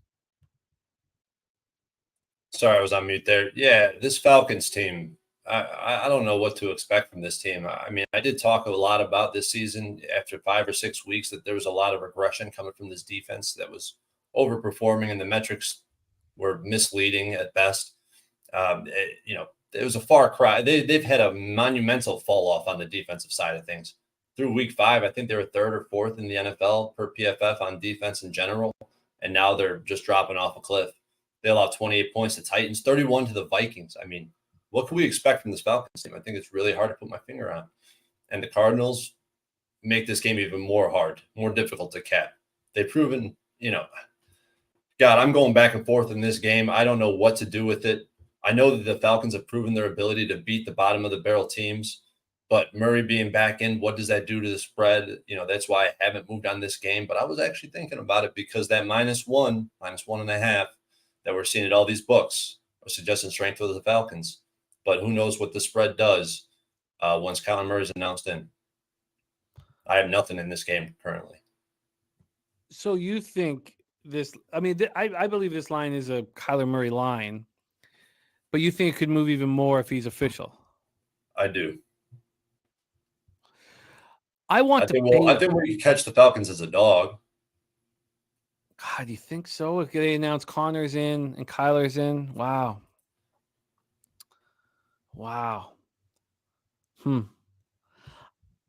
Yeah, now there are some weapons for Kyler Murray. The Falcons are becoming more and more appealing, but clearly I would need to wait. Let Kyler Murray be announced in. Now, if you take the Falcons out and he's not in, then you get the benefit. But there's just no way they go through another game with Clayton Tune here. This is all being planned far in advance. So the idea would be I'm going to take the Falcons. I'm going to wait until Kyler Murray and James Conner are both announced in. Then I will get a plus, very minimal, but a very small plus line, fading the 1-8 Cardinals and not expecting Kyler Murray and expecting Heineke to look better than he did last week. I guess that would be the idea. Sean Childress saying Cards money line plus 105 right now. Jared TG said, yeah, because the public doesn't know about Kyler. Once it's official in national media, the public will rush to bet this number. Okay. AOD says call 1-800-GAMBLER for this one. Damn right. Call 1-800-GAMBLER, man. I'll be the voice you hear when you call. Burgundy Bets, thank you for the dono. Burgundy Bets, dono blessing our action. We appreciate you, my man. Well, Falcons are extremely appealing, and I didn't realize they were, but I am going to wait till Connor and Kyler Murray are allowed in. And when you call 1-800-GAMBLER for this game, for Falcons Cardinals, it's me. There's a party in the background. I'm screaming bump fight. There's tits in my face. All right, let's move on. 4:05 p.m. Eastern. Detroit Lions 6-2, 3-1 on the road. Chargers 3-4, 2-2 at home. We're at SoFi Stadium in Inglewood, California. Lions come in off of their bye. Let's go into the line history here for this one. Got the money line up, which I should drop here. But, the money line is actually legit. If we go from a money line look here, the lines opened up at minus 129. They're now minus 138. So they've moved 9 cents in that direction. When you get into the point spread, let's get over there quickly. The point spread for this one, here we have it sitting at -2 at -112 for the Lions. Open up at -2 at -106. 6 cents of movement towards the Detroit Lions. From a cash flow look, we have 96% of the tickets and 99% of the cash on the Lions on the spread. I mean, that's just nuts. It's the same deal on the money line. 91% of the tickets and 99% of cash on the Lions money line. 35% of the tickets, 69% of cash on the under. I mean, that's crazy. That seems a little nuts to me here. So the Lions coming off their bye week. They were last seen a 26-14 home victory over the Raiders on Monday night of week 8.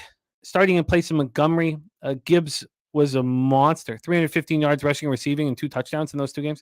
He had 26 carries and 152 yards, 5 catches for 37 in the win over the Raiders.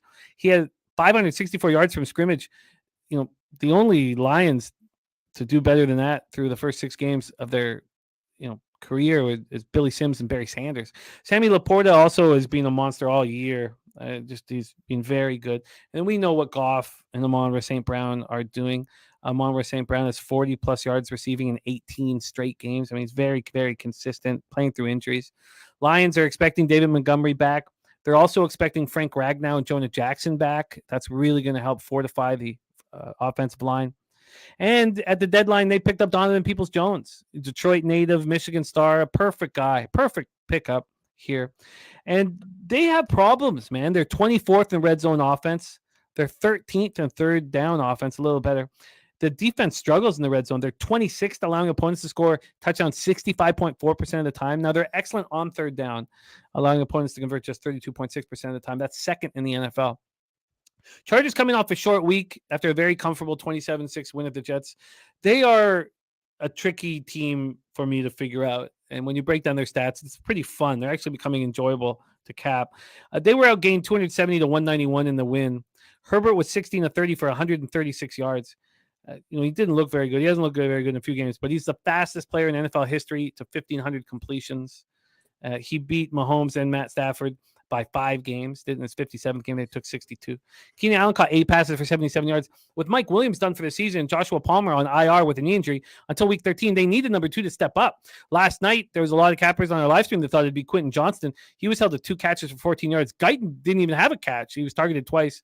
So Eckler will have to sort of be that weapon, and they need a number 2 to step up. And maybe it's Everett as a tight end. They need somebody to. They were 2 for 2 in the red zone. They're now second in the league in red zone offense. The Chargers are getting touchdowns 69.2% of the time. Impressive. Their offense, they're 12th in the league, converting 41.4% of third downs. The defense looked very strong. They sacked Zach Wilson 8 times. Joey Bosa, who, I've been very negative towards, he was very good, 2.5 sacks. They held the Jets to 3 of 17 on third down. They're now 6th in the league in third down defense, allowing conversions just 34.3% of the time. They held the Jets to 0 for 2 in the red zone. They're now 16th in the league there. They are still the league's worst ranked passing defense. And we still haven't fixed that. I mean, the Buccaneers are ahead of them. They're still allowing 286 yards per game through the air. But they certainly, by the eye test, look much, much stronger than they've been. And it certainly, from the eye test, looks like things have flipped.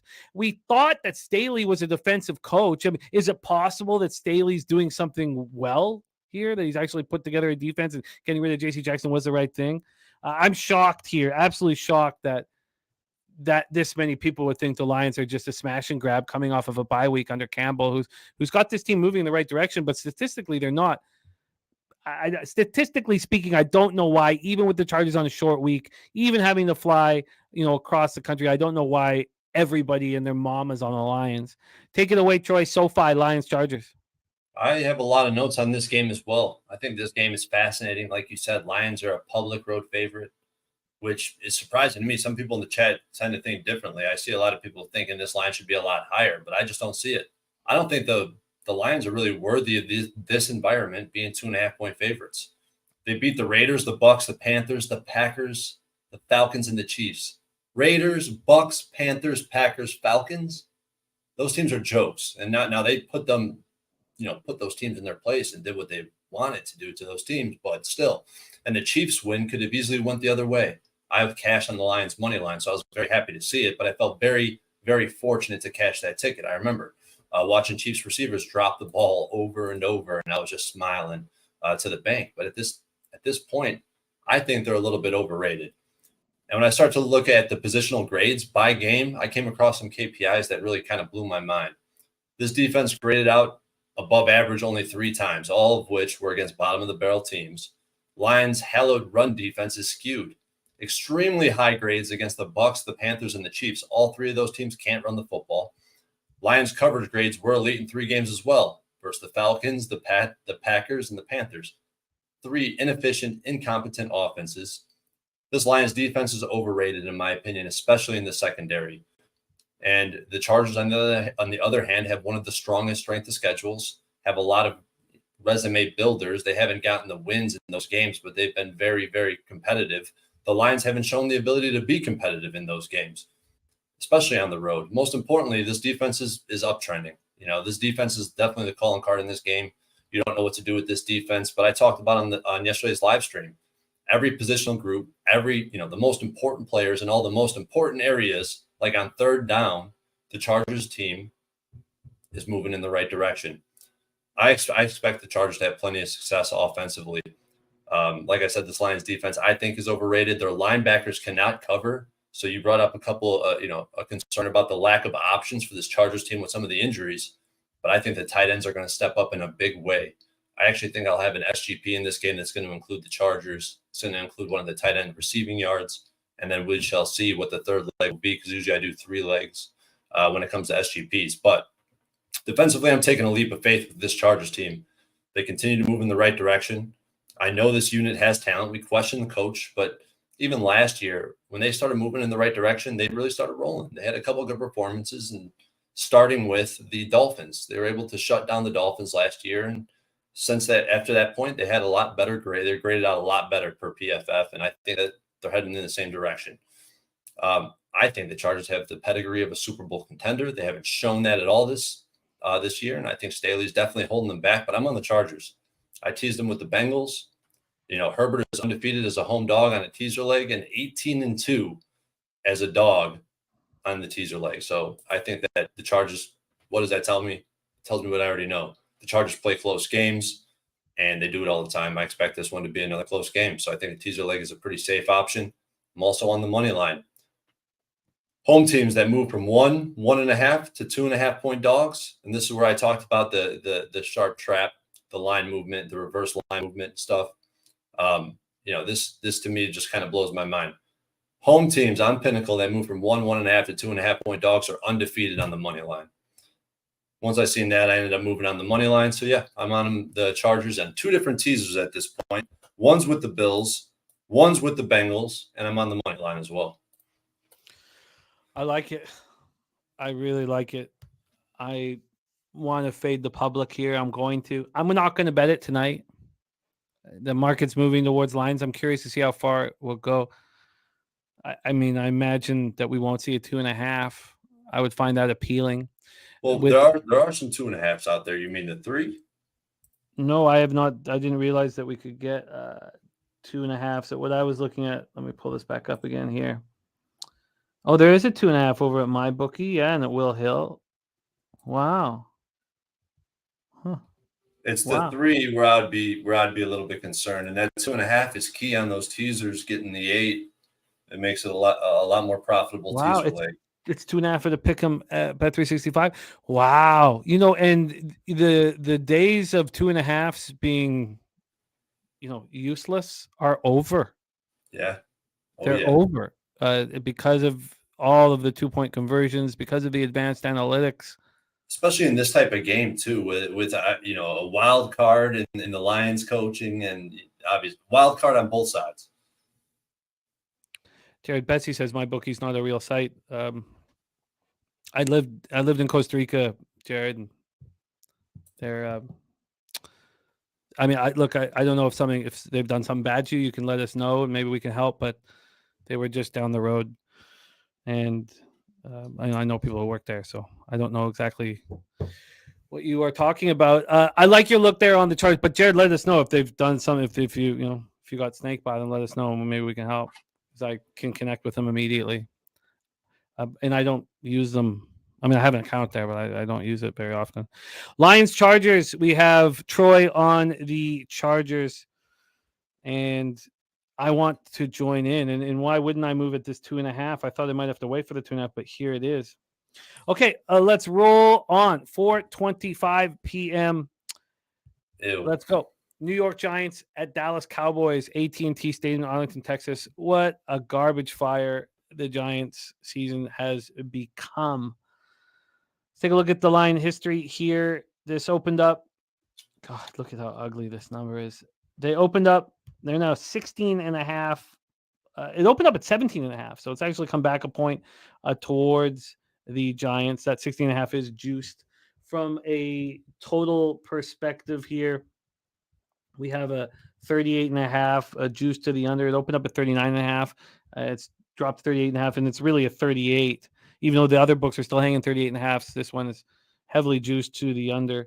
Doug C says Cowboys by 3 touchdowns.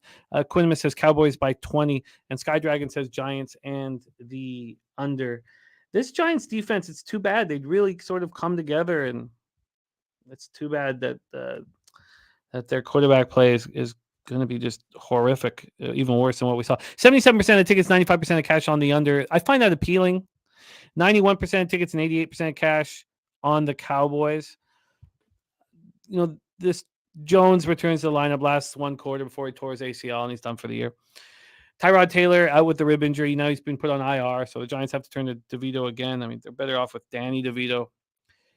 15 to 20 for 175 yards, touchdown, 2 interceptions.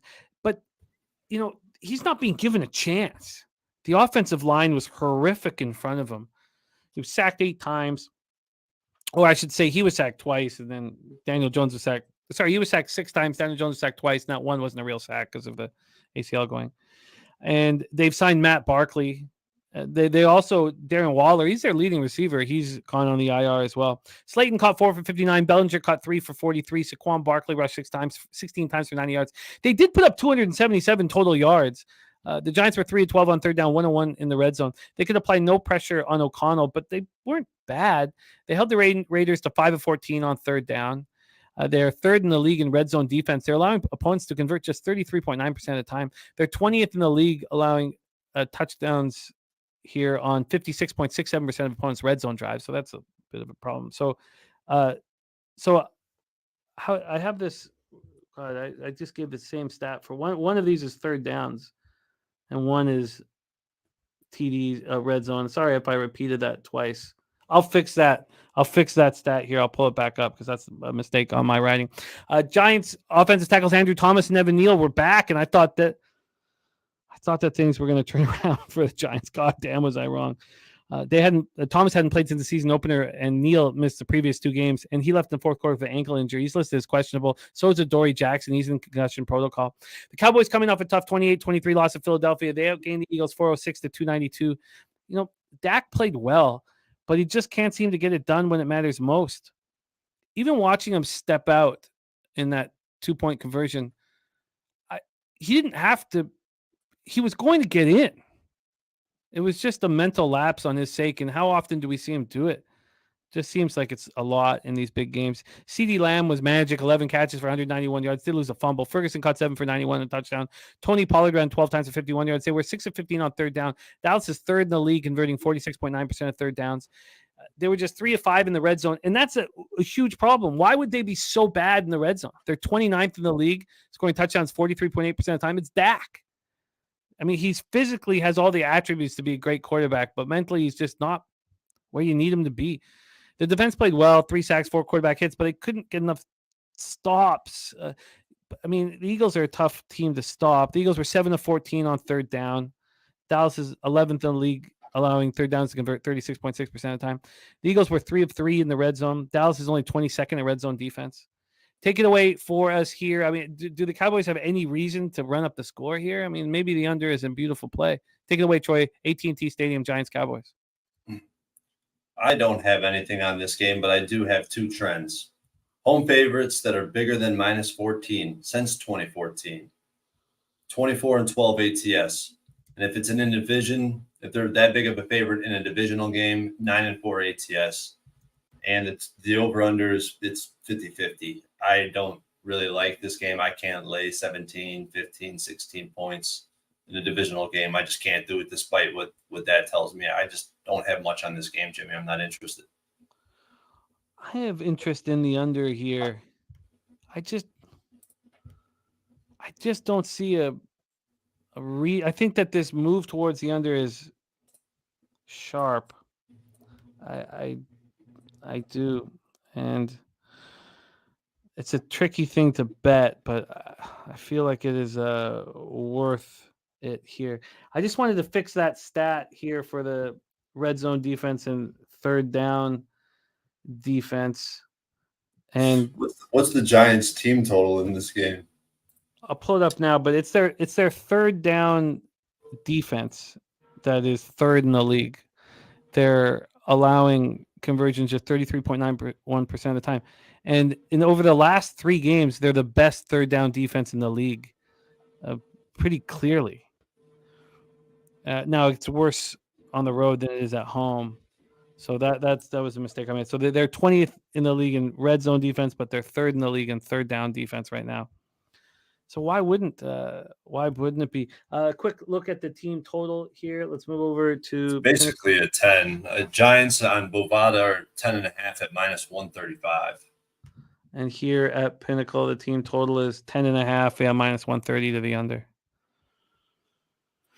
Huh.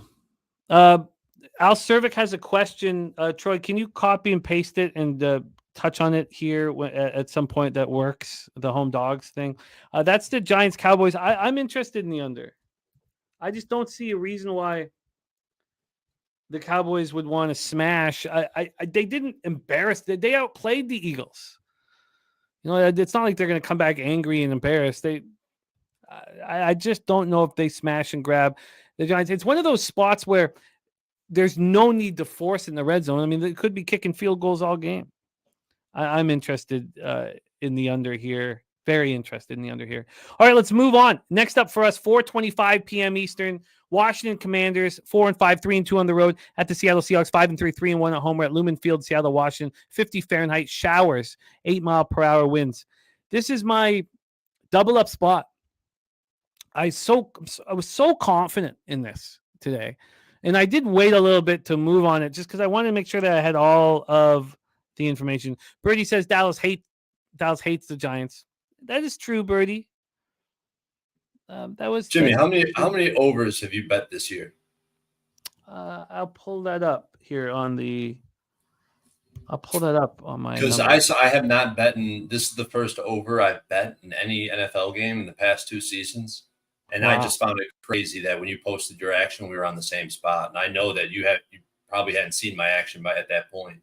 I had not seen it. I didn't even know that right now. I just, I'm so overwhelmed. And also I kind of I want to come in completely free of anything. I don't read any article, any prediction stuff. I don't want anything in my head here until we do the work together. I did the overs in the Buffalo Cincinnati, went first half full game, went 1-1 there. I cashed the Buccaneers team total over 16.5 a couple weeks ago. Oh, that's right.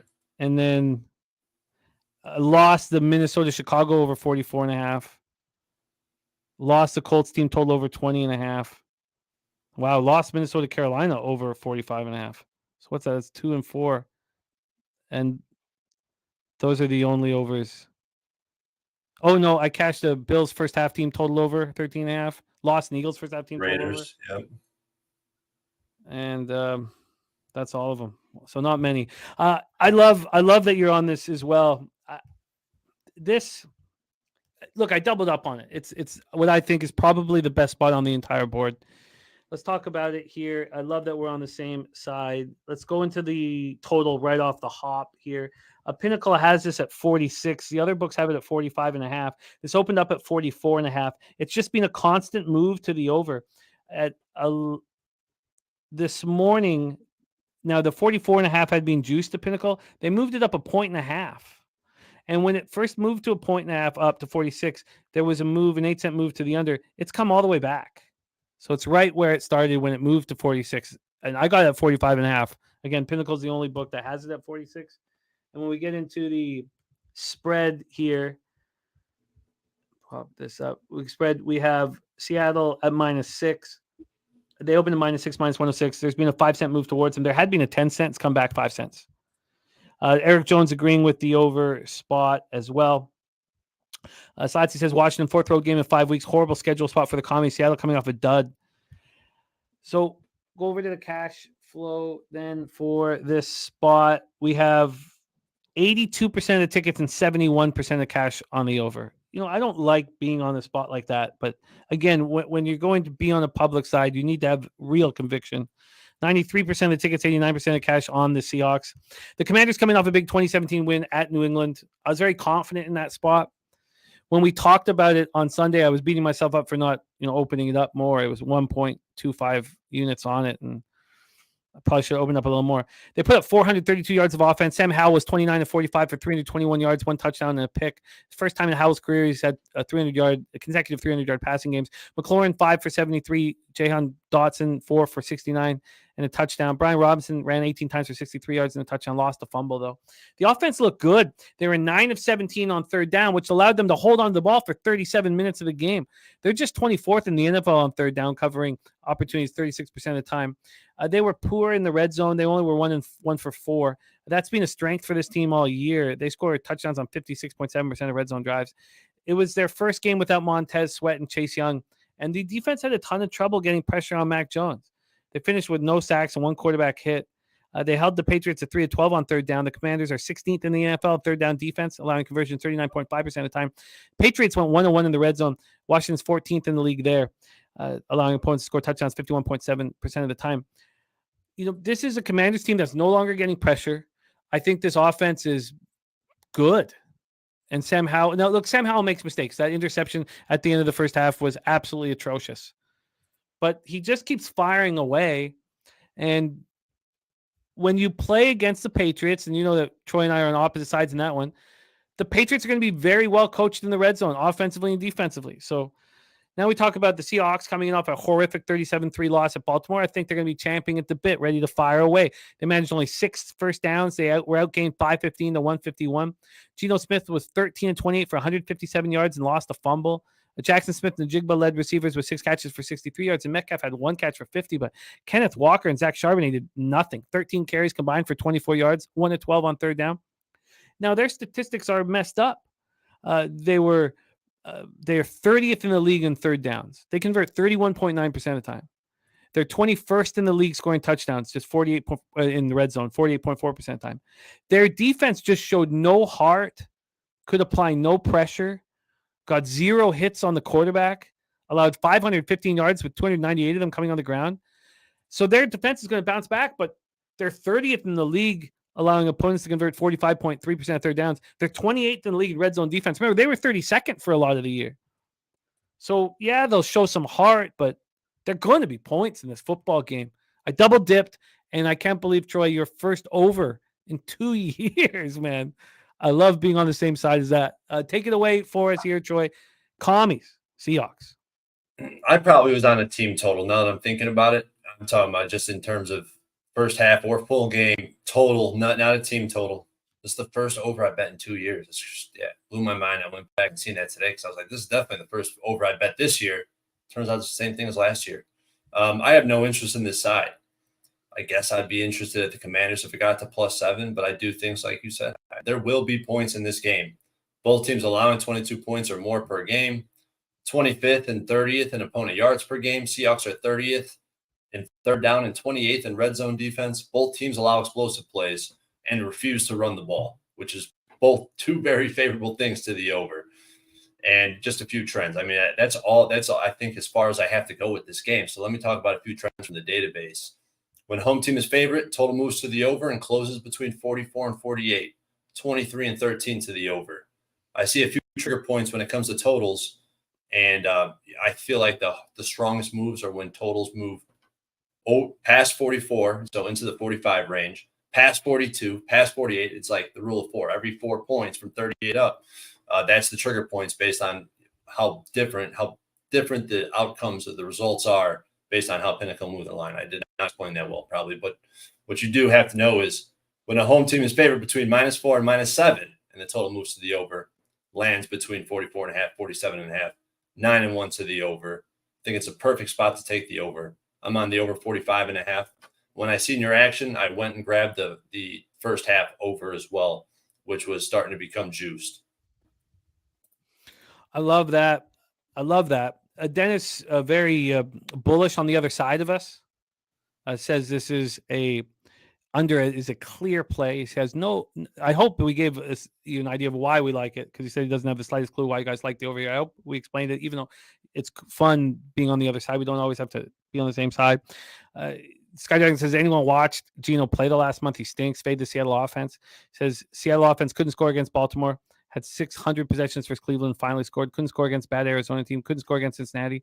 Seriously, what has the Seattle offense done in a month? I really like this spot for a bounce back. No, I'm not on the Seahawks. I don't want the Seahawks, but for their offense to get a little momentum here when Geno's not going to have any pressure. They couldn't get any pressure on Mac Jones, and I don't see them getting much here. And Seattle needs to get right spot, and the Commanders are going to keep coming at you. They're going to keep coming at you. So I really like it, and it'll be fun, as we go through the game, not, seeing you on the other side, DG, it just adds more fun to it. But you have Troy and I both on the overs, and it's Troy's first over in 2 seasons, Troy. Wow. That's dope. All right, let's move on. We have the Sunday nighter, 8:20 p.m. Eastern. New York Jets 4-3, 2-1 on the road at the Las Vegas Raiders, 4-5, 3-1 at home at Allegiant Stadium in Las Vegas, Nevada. I cannot believe we have to do this again on a live stream, but we cashed live under 46.5 and 45.5. Unfortunately, I did take the Jets plus 13.5, so my double-digit streak of live bets came to an end. We'll start another one here. Spread-wise, this is sitting with the Jets -1 at -110. They opened up -1 at +101, so they've had 11 cents of movement, but probably get a better idea again if we go to the money line. So let's do that right now. Move over to the money line, head over to the Sunday nighter. So right now it is Tuesday, November 7th at 10:06 p.m. and the Jets Eastern.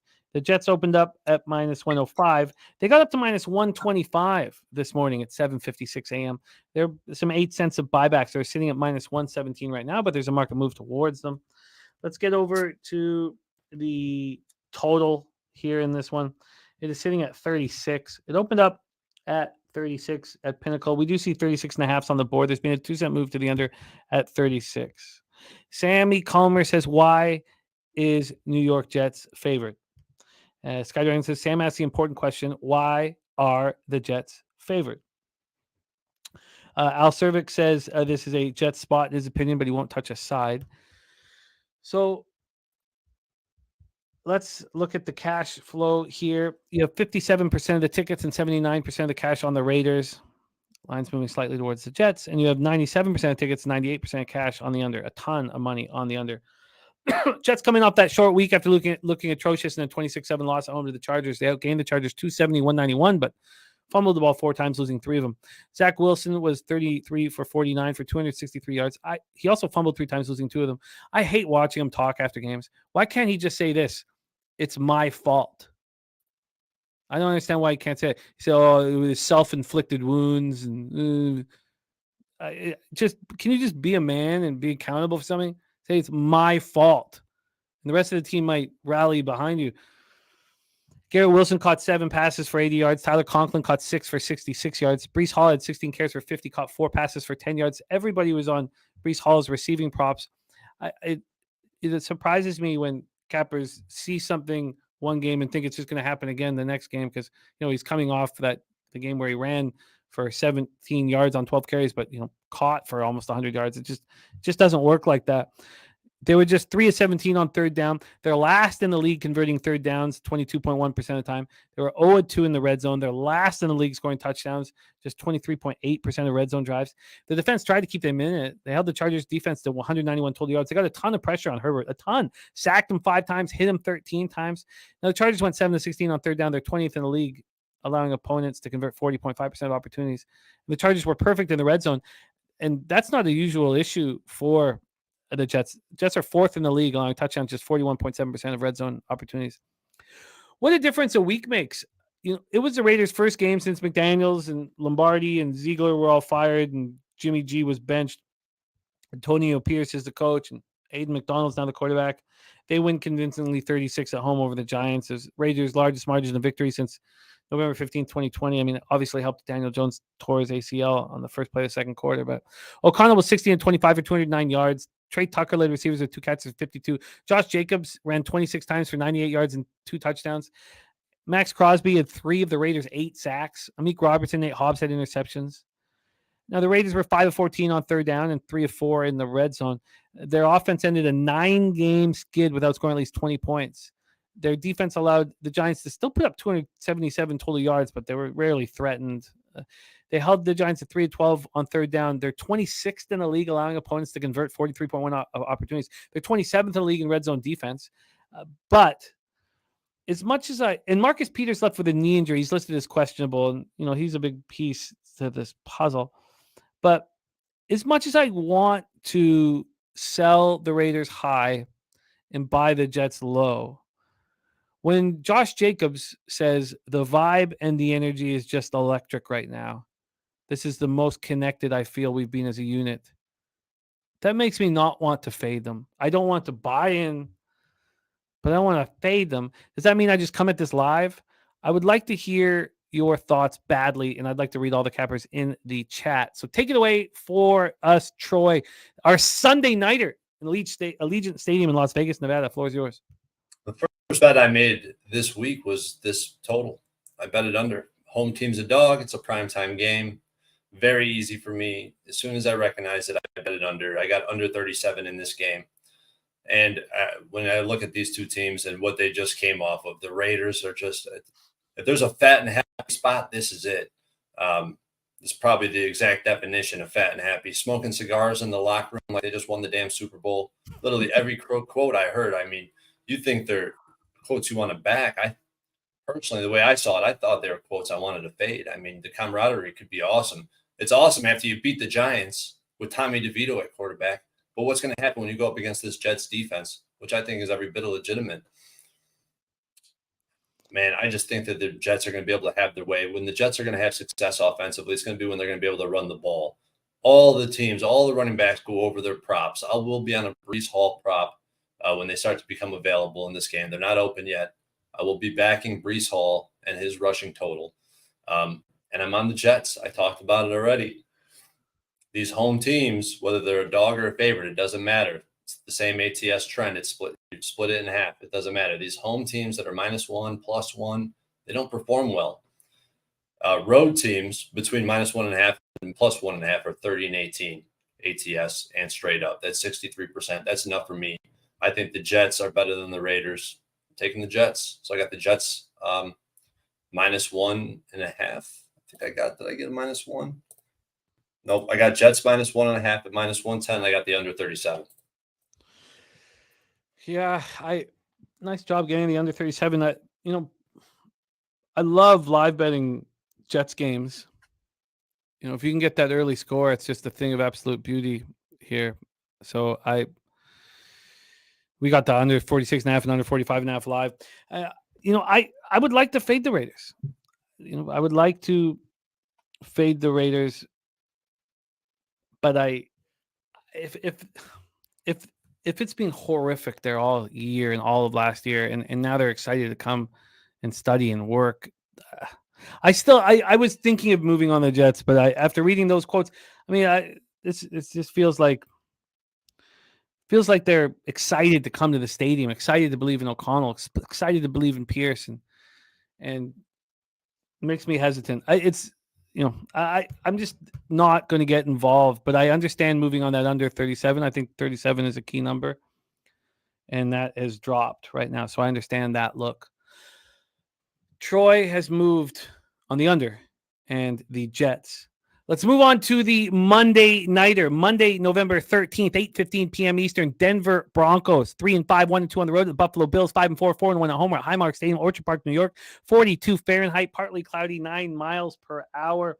Broncos come in off their bye week with some momentum, surprisingly, here after that big win over the Chiefs at home. Let's take a look at the line history here for this one. From a spread perspective over at Pinnacle, we have the Buffalo Bills minus 7.5 at minus 114, open minus 7.5, minus 103. The first move was towards Denver. Then it started moving towards the Bills. The Bills now have moved 11 cents at that 7.5 number. And you look around and see Bovada at 8 and any other big books over at 8. No, just Bovada is the lone book at 8. Let's take a look at the total here for this one. Sitting at 47. It is juiced to the under. This opened up at 46. We've gone up 1 point to 47. Taking a look at the cash flow then here. From a cash flow look, we have 37% of the tickets and 76% of the cash on the Broncos line moving towards the Bills. Then you have 92% of tickets and 85% cash on the under, and it's gone up a point. Birdie says he will be betting the Broncos after the show and will also be betting Broncos money line. Spenny Pennybomb says Broncos off a big win finally versus Chiefs, and the Bills need wins badly. I could only lean Bills. Sammy Comer on Bills first half. Sky Dragon says my numbers like Buffalo. Says he capping wants to play Denver, so he'll probably pass. May play Buffalo in teasers. After beating Andy Reid for the first time in 8 years, Mahomes for the first time in 13 opportunities, they stood pat at the deadline, which surprised a lot of people. There are some nice pieces of this on this team that could have been moved. So they kept everybody. What changed against the Chiefs? Well, the first thing that jumps out at you was they ran the ball 40 times and threw it just 19. If you look at the first 7 games under Peyton, they only rushed an average of 22 times a game. I don't know why they would do that. Their offensive line has been a strength this year. I don't know why it took so long for Peyton to understand that that is how they can win football games. Javonte Williams carried 27 times for 85 yards. The week earlier, he gained 82 on 15 carries. Russell Wilson's not getting enough done through the air. Brandon Johnson has been out with the hamstring injury. He's still out. Sutton and Judy, Marvin Mims Jr. had 1 target. I mean, isn't this guy supposed to be this electric offensive weapon? Shout out to Burgundy Bets, $4.99 dono. Thank you, man. That means a ton to us. Thank you to Burgundy Bets. Cortland Sutton has started to look really good. 3 straight games he's caught touchdowns. 6 touchdowns this year. Where's Judy? Judy's caught 1 touchdown this year. When we go over to the defense, they're one of those teams that got rid of Randy Gregory, got rid of a star on the team, and they got stronger. They've allowed, 45 points over the last 3 games? They'd allowed 36.2 through the first 5 weeks. They played the Chiefs twice, held them to, 1 of 8 in the red zone combined. Now, Kareem Jackson has to serve 1 more game for that hit on Luke Musgrave, or maybe not that hit, but all the hits that have led up to it. So he's still out for 1 more game. Bills coming off a tough 24-18 loss to the Bengals. Josh Allen, 26 of 38 for 258 yards, touchdown and a pick. He also ran 8 times for 44 yards and a touchdown. It was good money fading the Bills. But I don't know if I want to do it here. Stephon Diggs led receivers with 6 catches for 86 yards and a touchdown. Dalton Kincaid caught 10 for 81, but he did lose a fumble. The running game did not look good. I mean, this is a very pedestrian running game. Cook and Latavius Murray combined for 8 carries for 24 yards. Buffalo finished with 1 sack, 7 quarterback hits. The Bills allowed the Bengals to go 8 of 15 on 3rd down. They're not good on defensively on 3rd down. They're 23rd in the NFL. They're allowing opponents to convert 41.7% of 3rd down opportunities. The Bills' red zone defense is strong. It's been strong all year. But when A.J. Klein was going to be out of the lineup with the back injury, that made me so confident in the spot. And now Terrell Bernard is in concussion protocol. What if he doesn't come back? Is A.J. Klein going to be able to come back? They expect that he could. They need him. No Matt Milano, no A.J. Klein, no Terrell Bernard. If that's the case, I want nothing to do with the Bills. But I expect A.J. Klein to be back, and then Bernard will be the big issue, whether or not he is back as well. Take it away for us, Troy. The Monday Nighter Broncos, Bills, Highmark Stadium. We've seen this spot before. Bills angry, pissed off a loss. We've known them to hammer bad teams in this spot.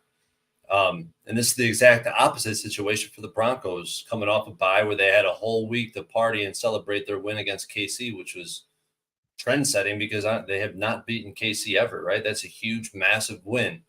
So now you get to fade the Broncos going into Buffalo.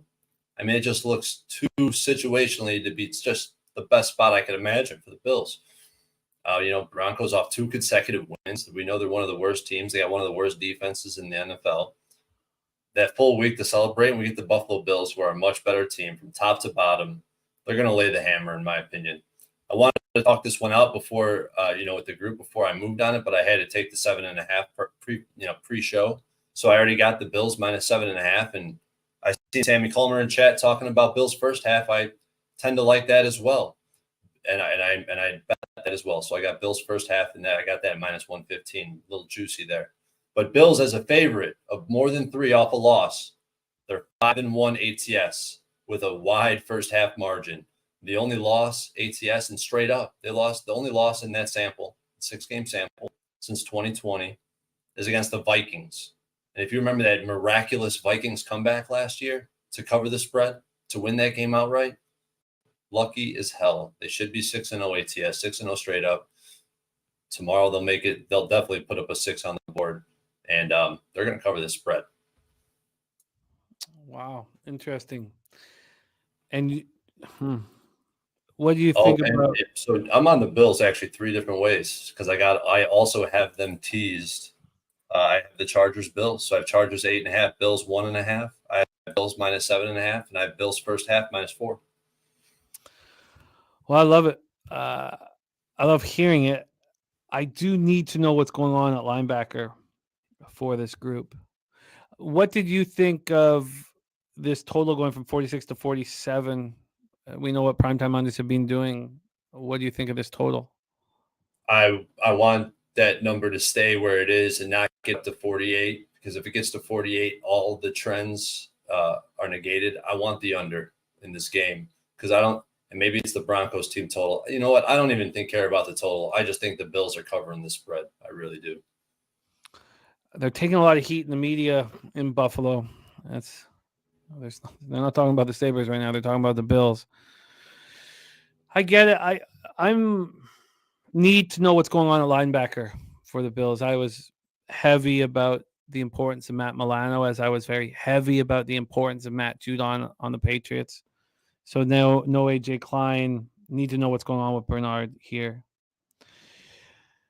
There you go. Birdie says, take a look at the Bills' schedule. Bills to miss the playoffs is definitely in play. Wow.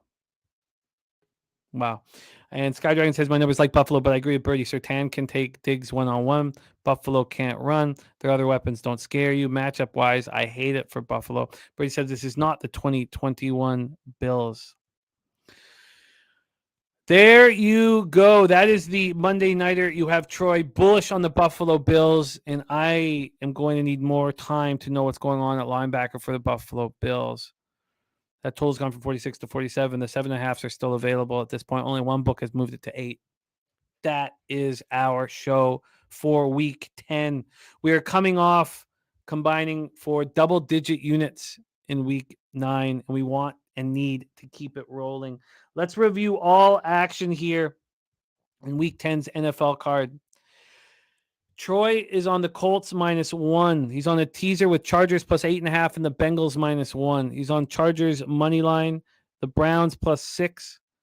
Seahawks Commanders over 45.5. Raiders versus Jets under 37. The Jets -1.5. He's on a Bills -1.5, Chargers plus 8.5 teaser. The Bills -7.5. The 49ers -3. And you said that you also have moved on the first half, or are you moving on it? I did. I took Bills first half at -115, -4. Oof, wow. It's going to be a fun Monday Nighter. Very fun Monday Nighter. For me, and the only other action you missed is the double up over on the Seahawks Commanders. Oh, so how did you do the double up? 22.5, 45.5. Oh, you also took the first half. I did. Okay, beautiful. And you're going to, because that's not tweeted out yet, right? No, I have not. Okay, I will be tweeting that out after the show, though. Perfect. For me, I'm on the Patriots at plus 108 So we're going heads up. Troy 9, Patriots, Colts. I'm on Baltimore, Cleveland under 37.5. And I'm on the double up Washington, Seattle overs. First half over 22.5. Full game over 45.5. Then what I will be staring at for the next little while is I am interested in the Saints. Very interested in the Saints. So I'm going to spend some time with that tonight. Then I also have interest here in, sorry, move over here. Got so many pages of notes in the Falcons. And I'm going to wait, though. I'm going to wait till Kyler Murray and Connor are announced in and see if I can get a plus number there on Atlanta. You know, it's different with Heineke at quarterback, but this team, hasn't looked good on the road this year. And then the Chargers. Maybe I move on the Chargers tonight at plus 2.5 at minus 110. The under in Giants Cowboys, I also find interesting. I can understand, the idea that the Cowboys want to destroy the Giants and all this, but when a team comes in at 2-7 with their third string quarterback, and the intensity is just not there, even if it's a division foe. I'm going to spend a little bit more time on that, but I expect to move on that under. And that will be my card here. We've been running nice, not quite nice enough, but we're both in the black. I want to be real healthy in the black. Thank you guys so much for being here in the chat.